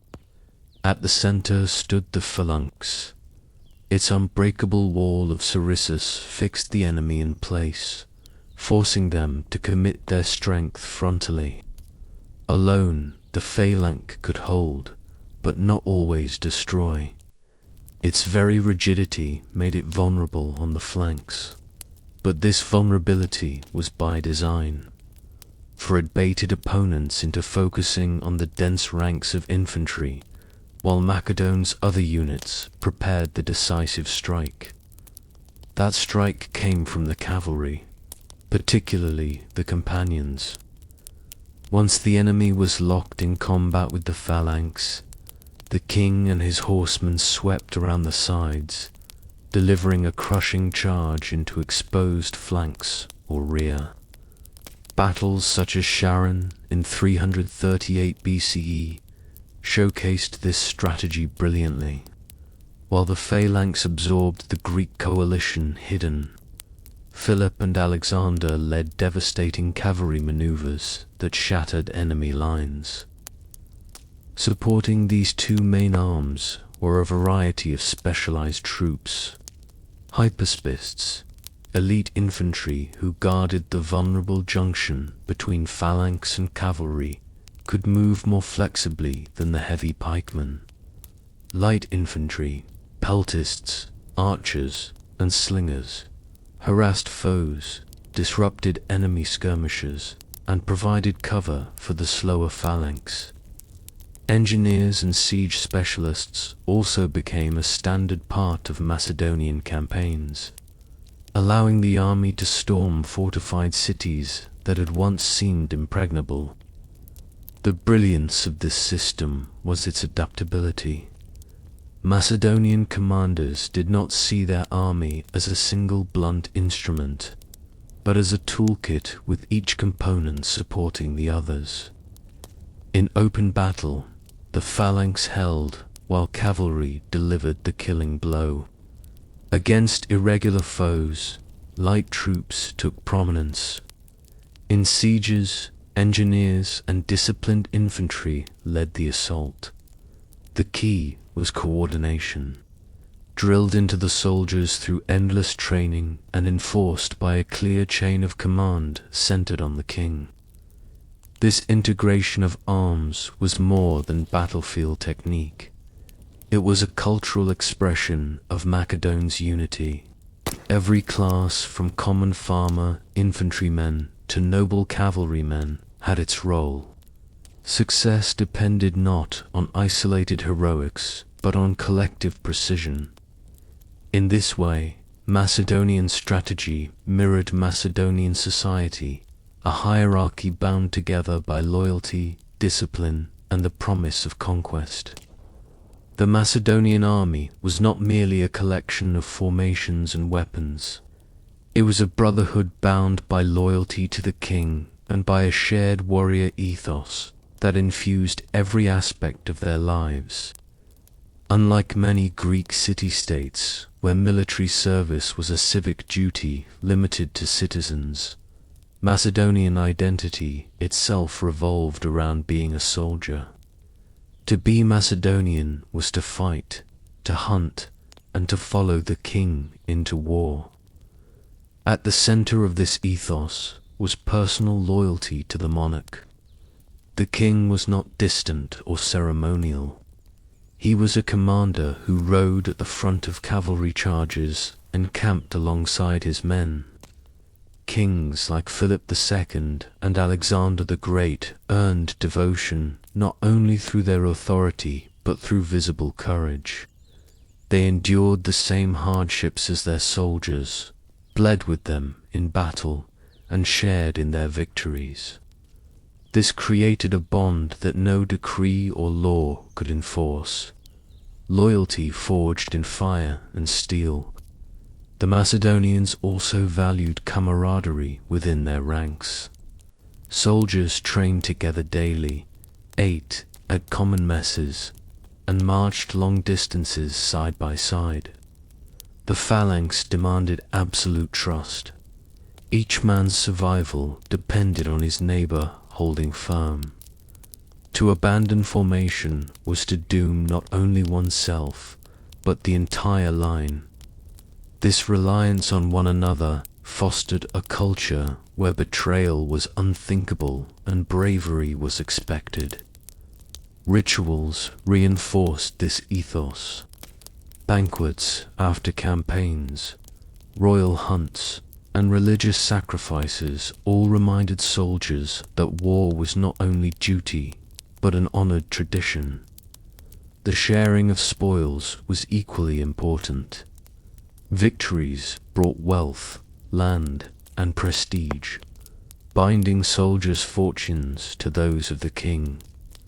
Many men rose in status through loyal service, their families rewarded with positions and privileges. Discipline, too, was inseparable from loyalty. Cowardice or desertion was punished harshly, while valor was celebrated publicly. A Macedonian soldier fought not just for survival, but for reputation. The eternal honor of being counted among the king's companions in arms. This pursuit of glory blended tribal warrior traditions with Greek ideals of honor, creating a distinctive martial culture that prized both collective strength and personal valor. Ultimately, this ethos made the Macedonian army more than a military force. It was a society in arms, bound by loyalty to king and comrades, sustained by shared hardship, and driven by a belief that conquest was their destiny. Without this warrior culture, the Sarissa and the Phalanx would have been hollow. With it, they became unstoppable. The true test of Macedonian military culture came not in drills or border skirmishes, but in the crucible of conquest. Under Philip II and his son Alexander, Macedon transformed from a peripheral kingdom into the master of Greece, and soon after, the architect of one of history's largest empires, the army that Philip had forged. And Alexander inherited, proved itself time and again. Not just through brute strength, but through strategy, discipline, and the warrior ethos that defined Macedonian identity. Philip began by unifying Macedonia itself, subduing fractious nobles, and securing the kingdom's borders. Once his foundation was solid, he turned outward. In 338 BCE, CE at the Battle of Chæronea, Philip and the young Alexander faced a coalition of Greek city-states, including Athens and Thebes. Here the Macedonian system revealed its brilliance. The phalanx pinned the enemy, while Philip staged a feigned retreat, drawing the Athenians out of position. At the critical moment, Alexander led the companion cavalry in a thunderous charge, shattering the Theban sacred band and securing victory. Greece was subdued not just by force, but by the demonstration of a new kind of warfare. When Alexander succeeded his father in 336 BCE, he inherited this military machine and carried it farther than anyone could have imagined. Against the mighty Persian Empire, the Macedonians proved that their culture of discipline and combined arms could topple even the wealthiest and most established power of the age. At Granicus, Issus, and Galgamola, the formula repeated itself. The phalanx held firm, absorbing the brunt of Persian numbers, while the companions delivered decisive strikes at the flanks and center. The soldiers' loyalty was tested in these campaigns as Alexander led them across Asia Minor, Egypt, Mesopotamia, and even to the Indus Valley. Their willingness to endure hunger, heat, and exhaustion reflected not only their faith in their king, but also their deeply ingrained culture of discipline and honor. The bond between ruler and soldier, born of shared hardship, kept the army together even when the horizon seemed endless.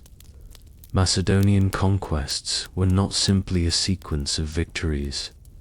They were the flowering of a military culture designed for expansion. Every spear thrust of the phalanx, every charge of the companions, and every coordinated maneuver was the culmination of centuries of tribal ferocity, Greek tactical influence, and relentless drilling. Expansion was not an accident.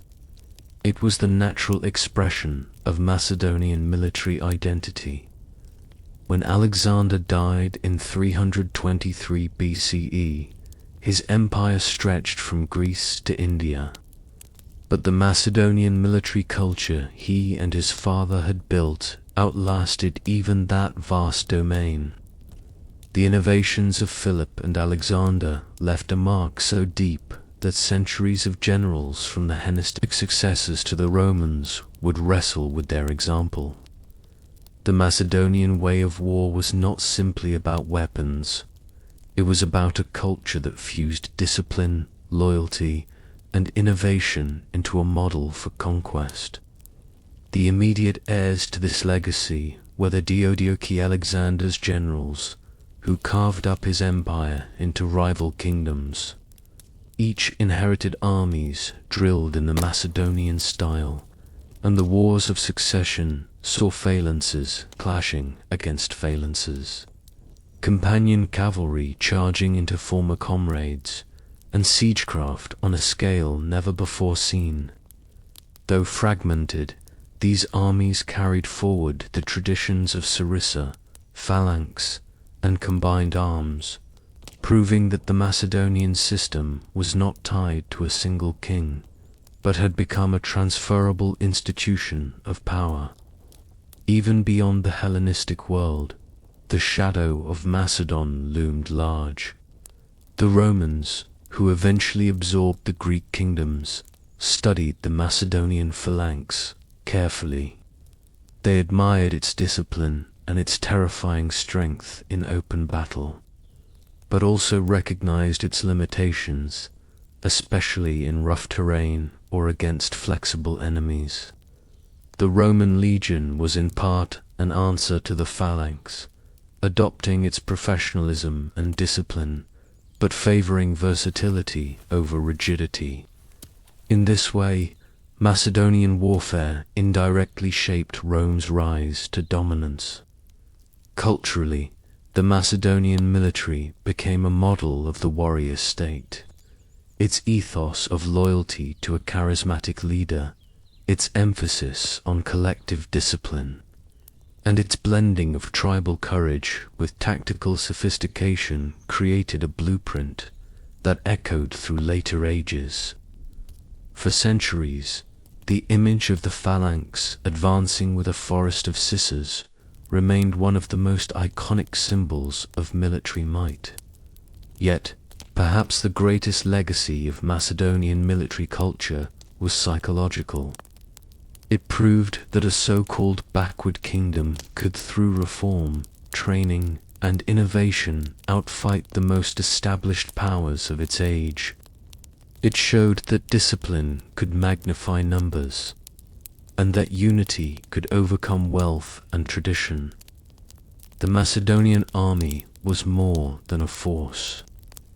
It was a lesson in what a society can achieve when its culture of war becomes its defining identity.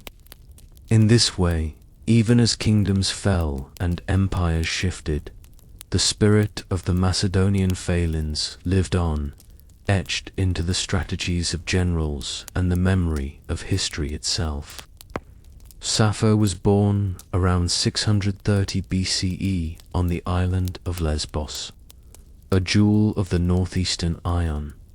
Though small, Lesbos was renowned for its fertile lands, lively trade, and flourishing cultural scene.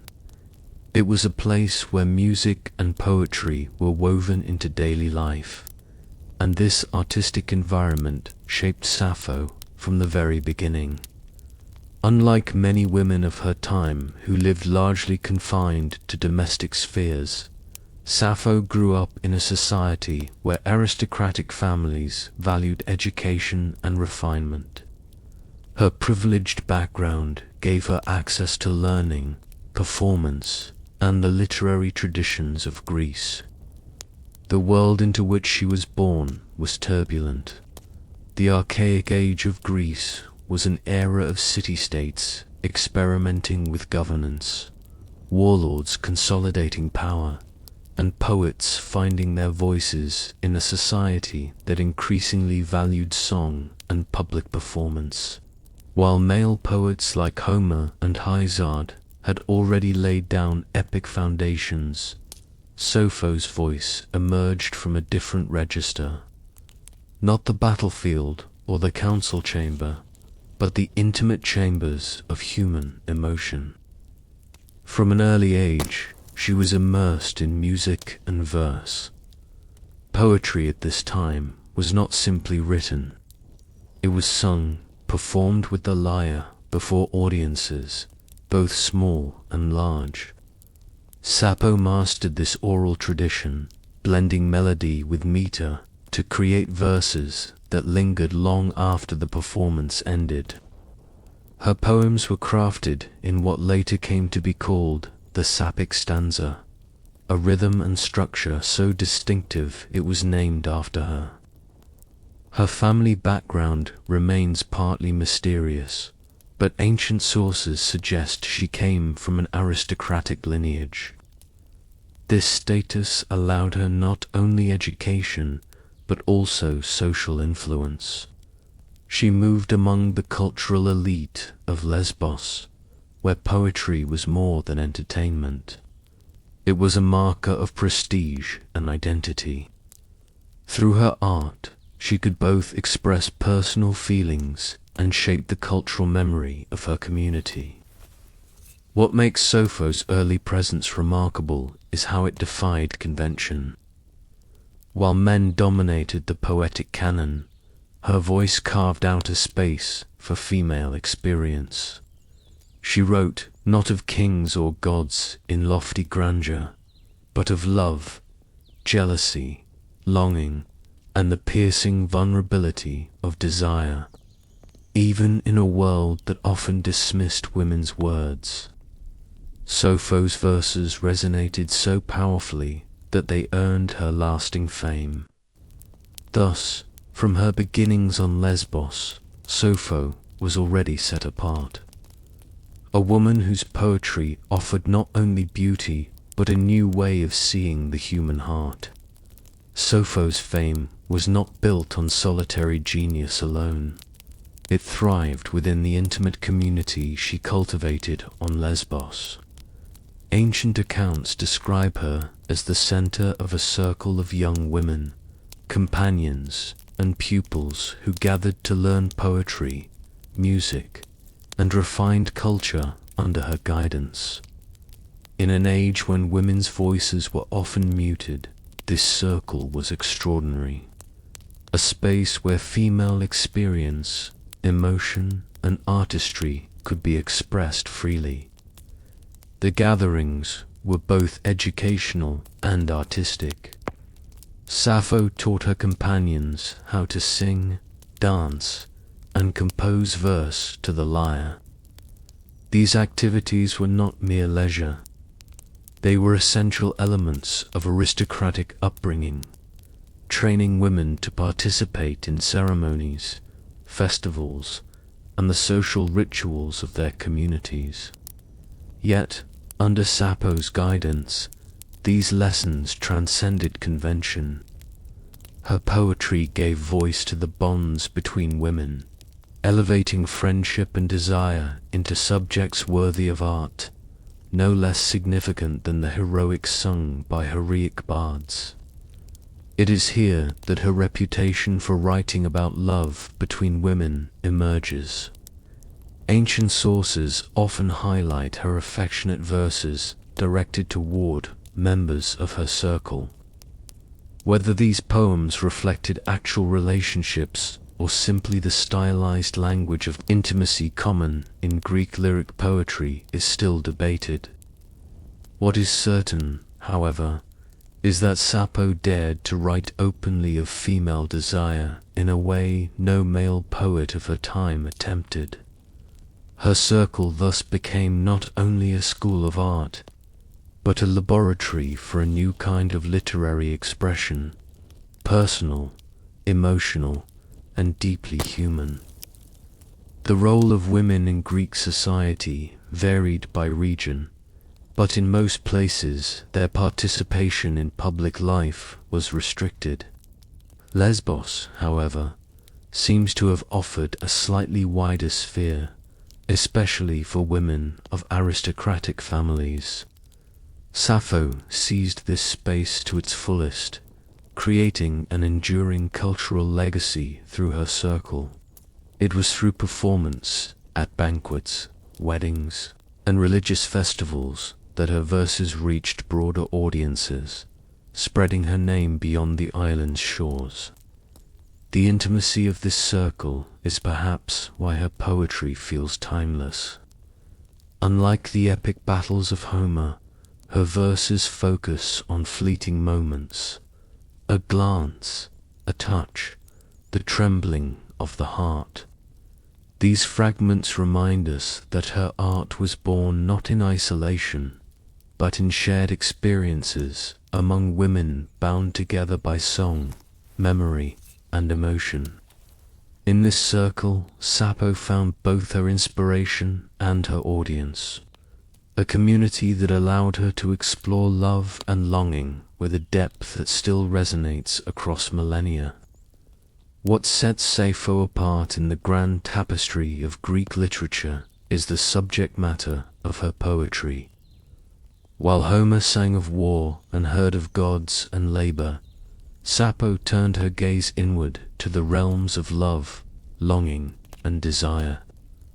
She captured not the clash of armies, but the tremor of the heart when one person looks upon another with admiration, envy, or yearning. Her work offered a radical shift in perspective, that the personal could be poetic, that the stirrings of affection could stand as subjects as powerful as any tale of heroes. Her surviving fragments reveal a remarkable sensitivity to human emotion. In one famous passage, Sappho describes the torment of watching a beloved speak to another. Her voice falters, her tongue breaks, her skin flushes, her ears ring, and her vision blurs. This is not divine myth, but the raw physicality of desire, universal, relatable, and painfully human. Even stripped of context, her words pulse with immediacy, allowing readers across millennia to feel what she felt. Her poems often invoked Aphrodite, goddess of love and beauty, as both patron and confidant. The divine presence in her verses was not remote or abstract. Aphrodite appeared as a figure who listened to prayers, comforted aching hearts, and even playfully intervened in mortal affairs of passion. By linking her own experiences to the goddess, Sappho elevated her feelings into the realm of the sacred. Love, she implied, was not trivial, but divine, a force capable of reshaping lives, as powerfully as war or politics. Equally striking is her attention to detail. She wrote of flowers, garlands, perfumes, and the sound of song, painting scenes of sensory richness that anchored emotion in the material world. This use of imagery made her work resonate in ways few poets could match. A mere glance at a loveress dress or the scent of garlands could become the spark for a poem that endured for centuries. Sappho's willingness to write about female desire also set her apart. While men celebrated love affairs with women or boys, Sappho gave voice to women's emotions, sometimes directed toward other women in her circle. Whether these verses reflected real relationships or stylized art, they carried a boldness unmatched in her time. In choosing love as her subject, Sappho redefined what poetry could be. She revealed that the deepest truths were not always found on the battlefield, but in the quiet, trembling moments of the heart. Even the most celebrated figures of antiquity were not immune to political upheaval, and Sappho was no exception. Ancient sources tell us that at some point in her life she was forced into exile in Sicily, perhaps in the city of Syracuse. The exact reasons remain uncertain, as with so much of her biography. But historians suggest that political turmoil on Lesbos, possibly factional disputes among aristocratic families, drove her from her homeland. Exile was not uncommon in the turbulent world of archaic Greece. But for a poet whose verses were so deeply rooted in community and intimacy, such displacement must have been a profound wound. Her exile highlights a paradox of her life. On one hand, she was a woman whose art was cherished, performed, and celebrated. On the other, she was vulnerable to the same instability that swept away nobles and commoners alike. To leave Lesbos was to be severed from her circle of companions, the very heart of her inspiration. In her surviving fragments, we catch echoes of this loss, lines that speak of longing for home, of separation from beloved companions, and of the sorrow that distance brings. Though the fragments are incomplete, they carry the unmistakable tone of a poet wrestling with absence and yearning. This period also reinforced Sappho's resilience. If exile stripped her of security, it did not silence her voice. In Sicily, her reputation was such that her presence was remembered for generations. Later, writers even claimed that the people of Syracuse honored her with a statue, testimony to the reach of her fame beyond her native island. It is striking that a woman poet, far from home and caught in political strife, could still command such admiration in a foreign city. Exile may also have deepened the universal quality of her poetry. Removed from the intimate setting of her circle, her verses gained a broader resonance. Themes of separation, longing, and the fragility of human ties were not just personal. They reflected the instability of her times when wars, migrations, and political rivalries constantly tore communities apart. Though she eventually returned to Lesbos, exile left its mark. It shaped her voice, adding layers of sorrow and endurance to her celebration of love and beauty. Her struggles remind us that even in antiquity, the poet's life was not only about song, it was also about survival in a world where fortune could change with the wind. Sappho's poetry may survive today only in fragments, but in antiquity, her reputation was nothing short of legendary. She was celebrated not merely as a talented woman, but as one of the greatest lyric poets of Greece, an equal to Homer in renown, though her subject matter was worlds apart from his. Her verses were collected into at least 9 books, meticulously preserved and studied by scholars in Alexandria centuries after her death. To be given such treatment in a literary world dominated by men is a measure of the extraordinary impact her work had on Greek culture. The ancients often called her ex-muse, elevating her above mortal poets into the company of the divine inspirers of song and art. This title reflected more than admiration. It was an acknowledgement that her poetry carried a quality that felt transcendent. While others wrote of battles and kings, Sappho gave voice to human longing and intimate beauty with a clarity so profound that her work was considered divine revelation in itself. Her fame spread widely across the Greek world. Plato himself praised her, ranking her among the immortals of poetry. Comic playwrights referenced her. Philosophers quoted her lines. Even later Roman poets from Catullus to Horace found inspiration in her rhythms and imagery.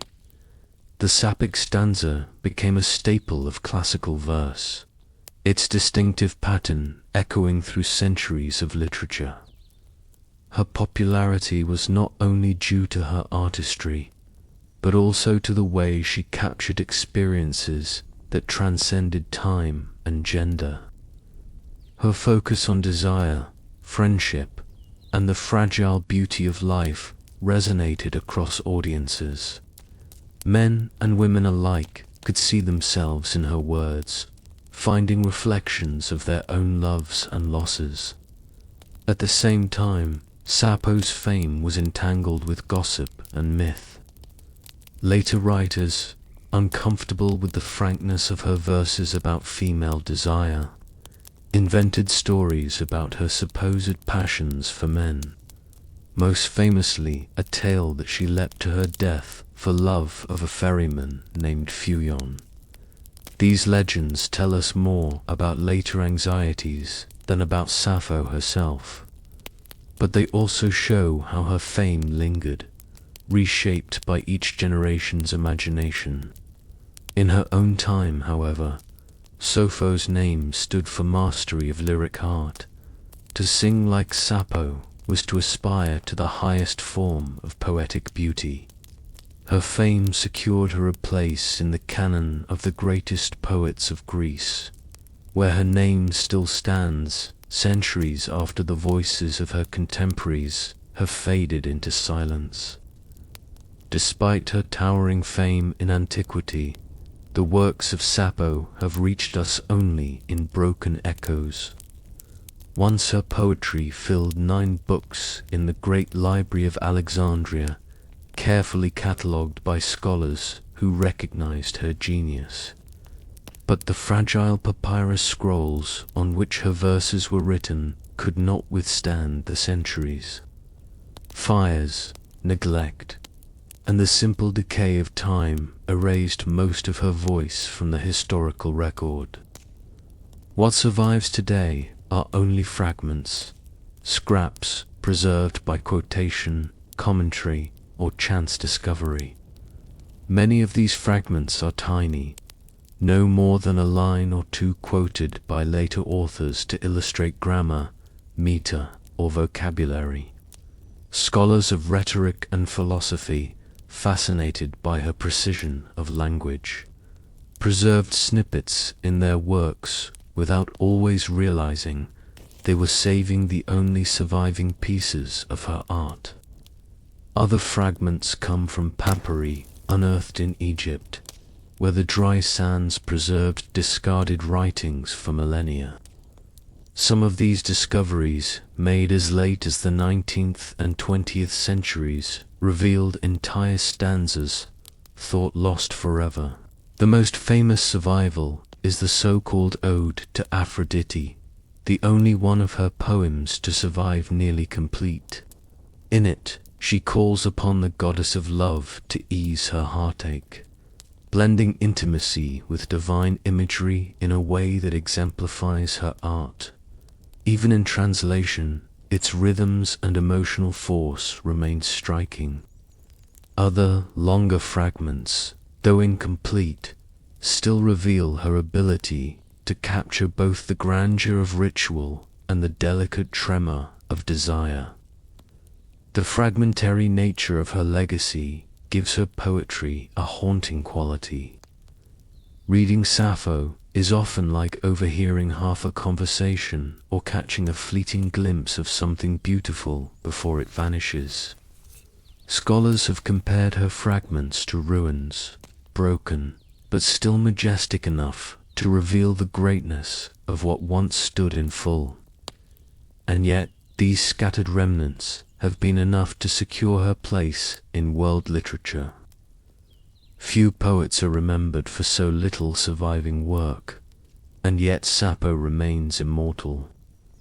The fact that a handful of verses written 26 centuries ago can still stir readers today speaks to the power of her voice. If so little endures and yet moves us, one can only imagine the brilliance of the complete corpus that once existed.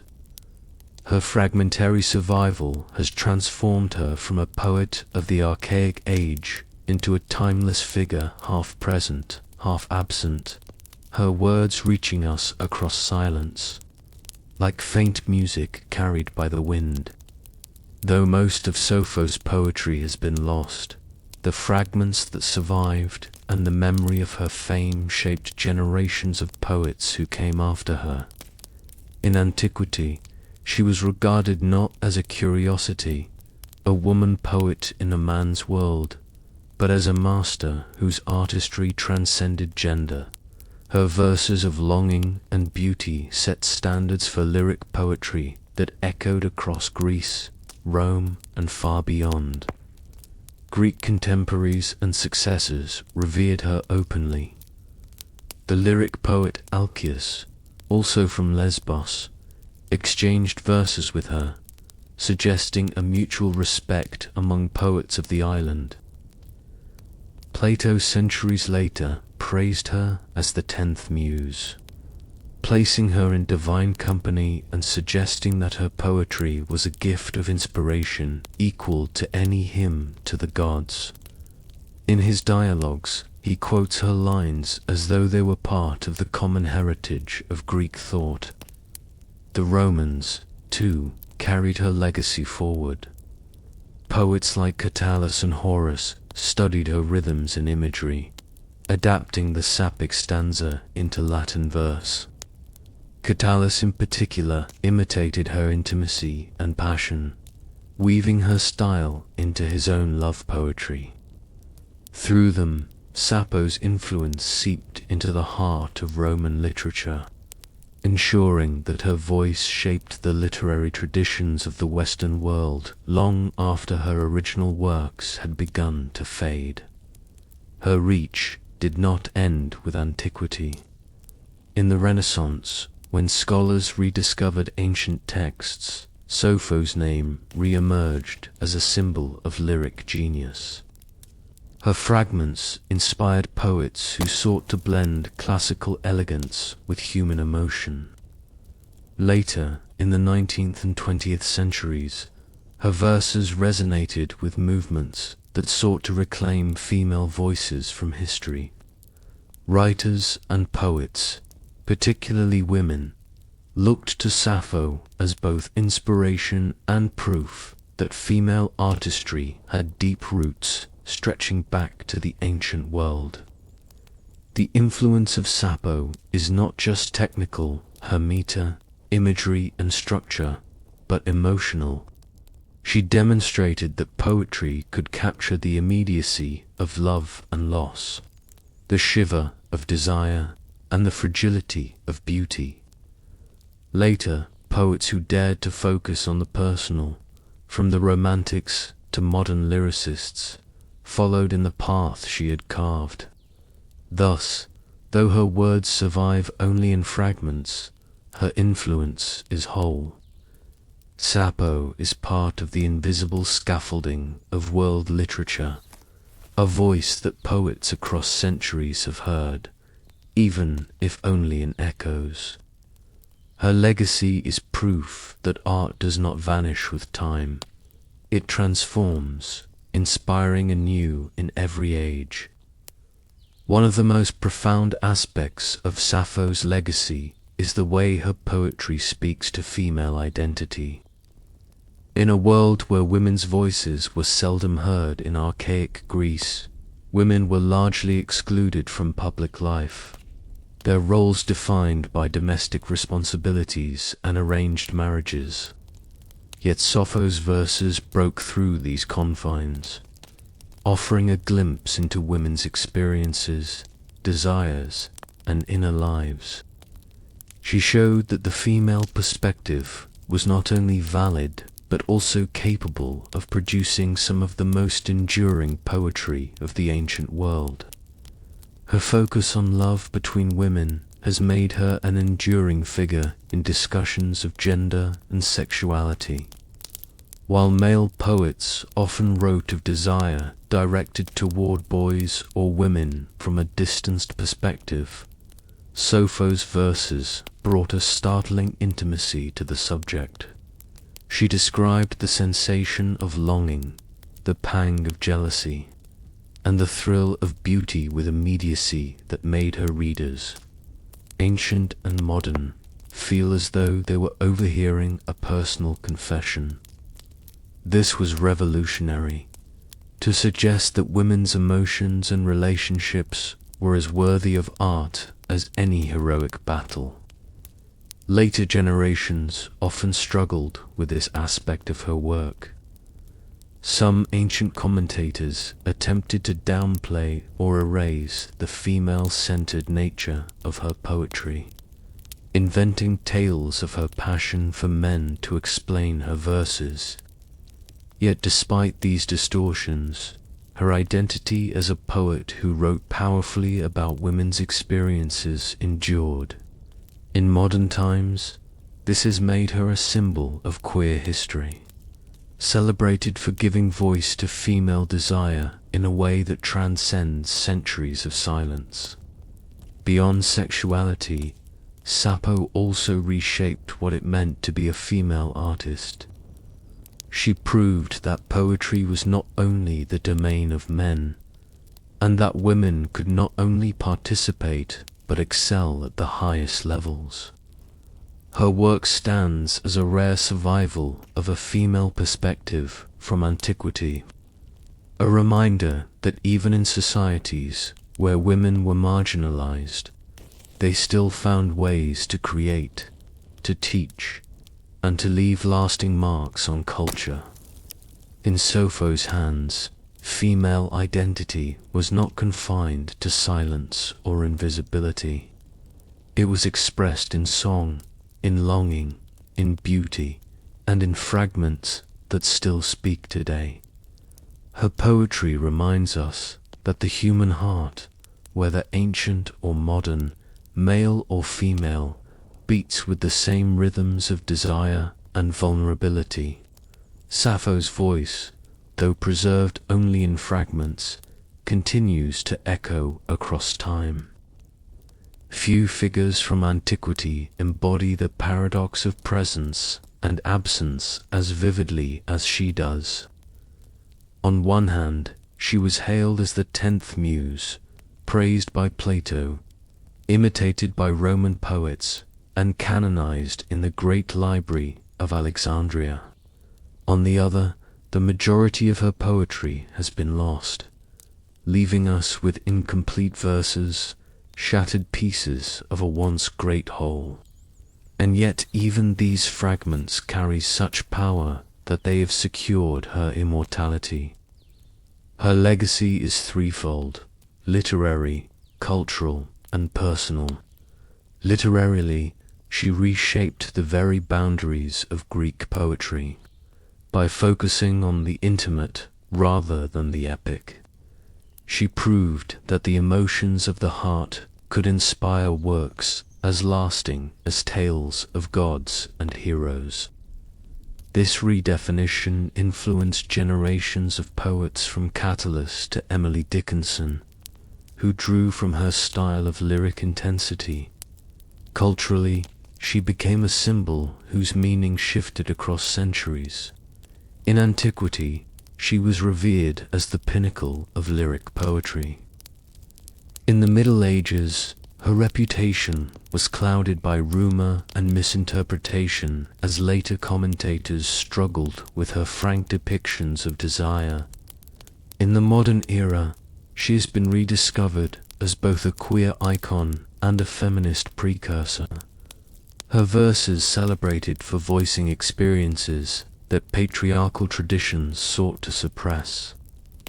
Every age has found something new in Sappho, adapting her to its own struggles and aspirations. On a personal level, her fragments still move readers because they are raw, vulnerable, and timeless.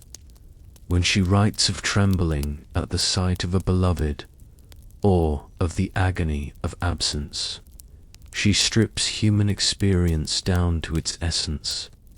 The fact that we can feel her emotions across a gulf of 26 centuries shows that some truths never age. Love, jealousy, longing, these remain as vivid today as in the sunlit courtyards of ancient Lesbos. Sappho's enduring legacy lies not in what was lost, but in what remains. Her incomplete verses are like broken statues. Even in ruin, they radiate beauty. She reminds us that art need not be whole to be eternal, and that the human heart, once captured in poetry, can outlast empires, religions, and entire civilizations. Though history has silenced many voices, Sappho still whispers, fragmentary, fragile, but indelible. Her words continue to stir hearts, proving that even in absence, presence can endure.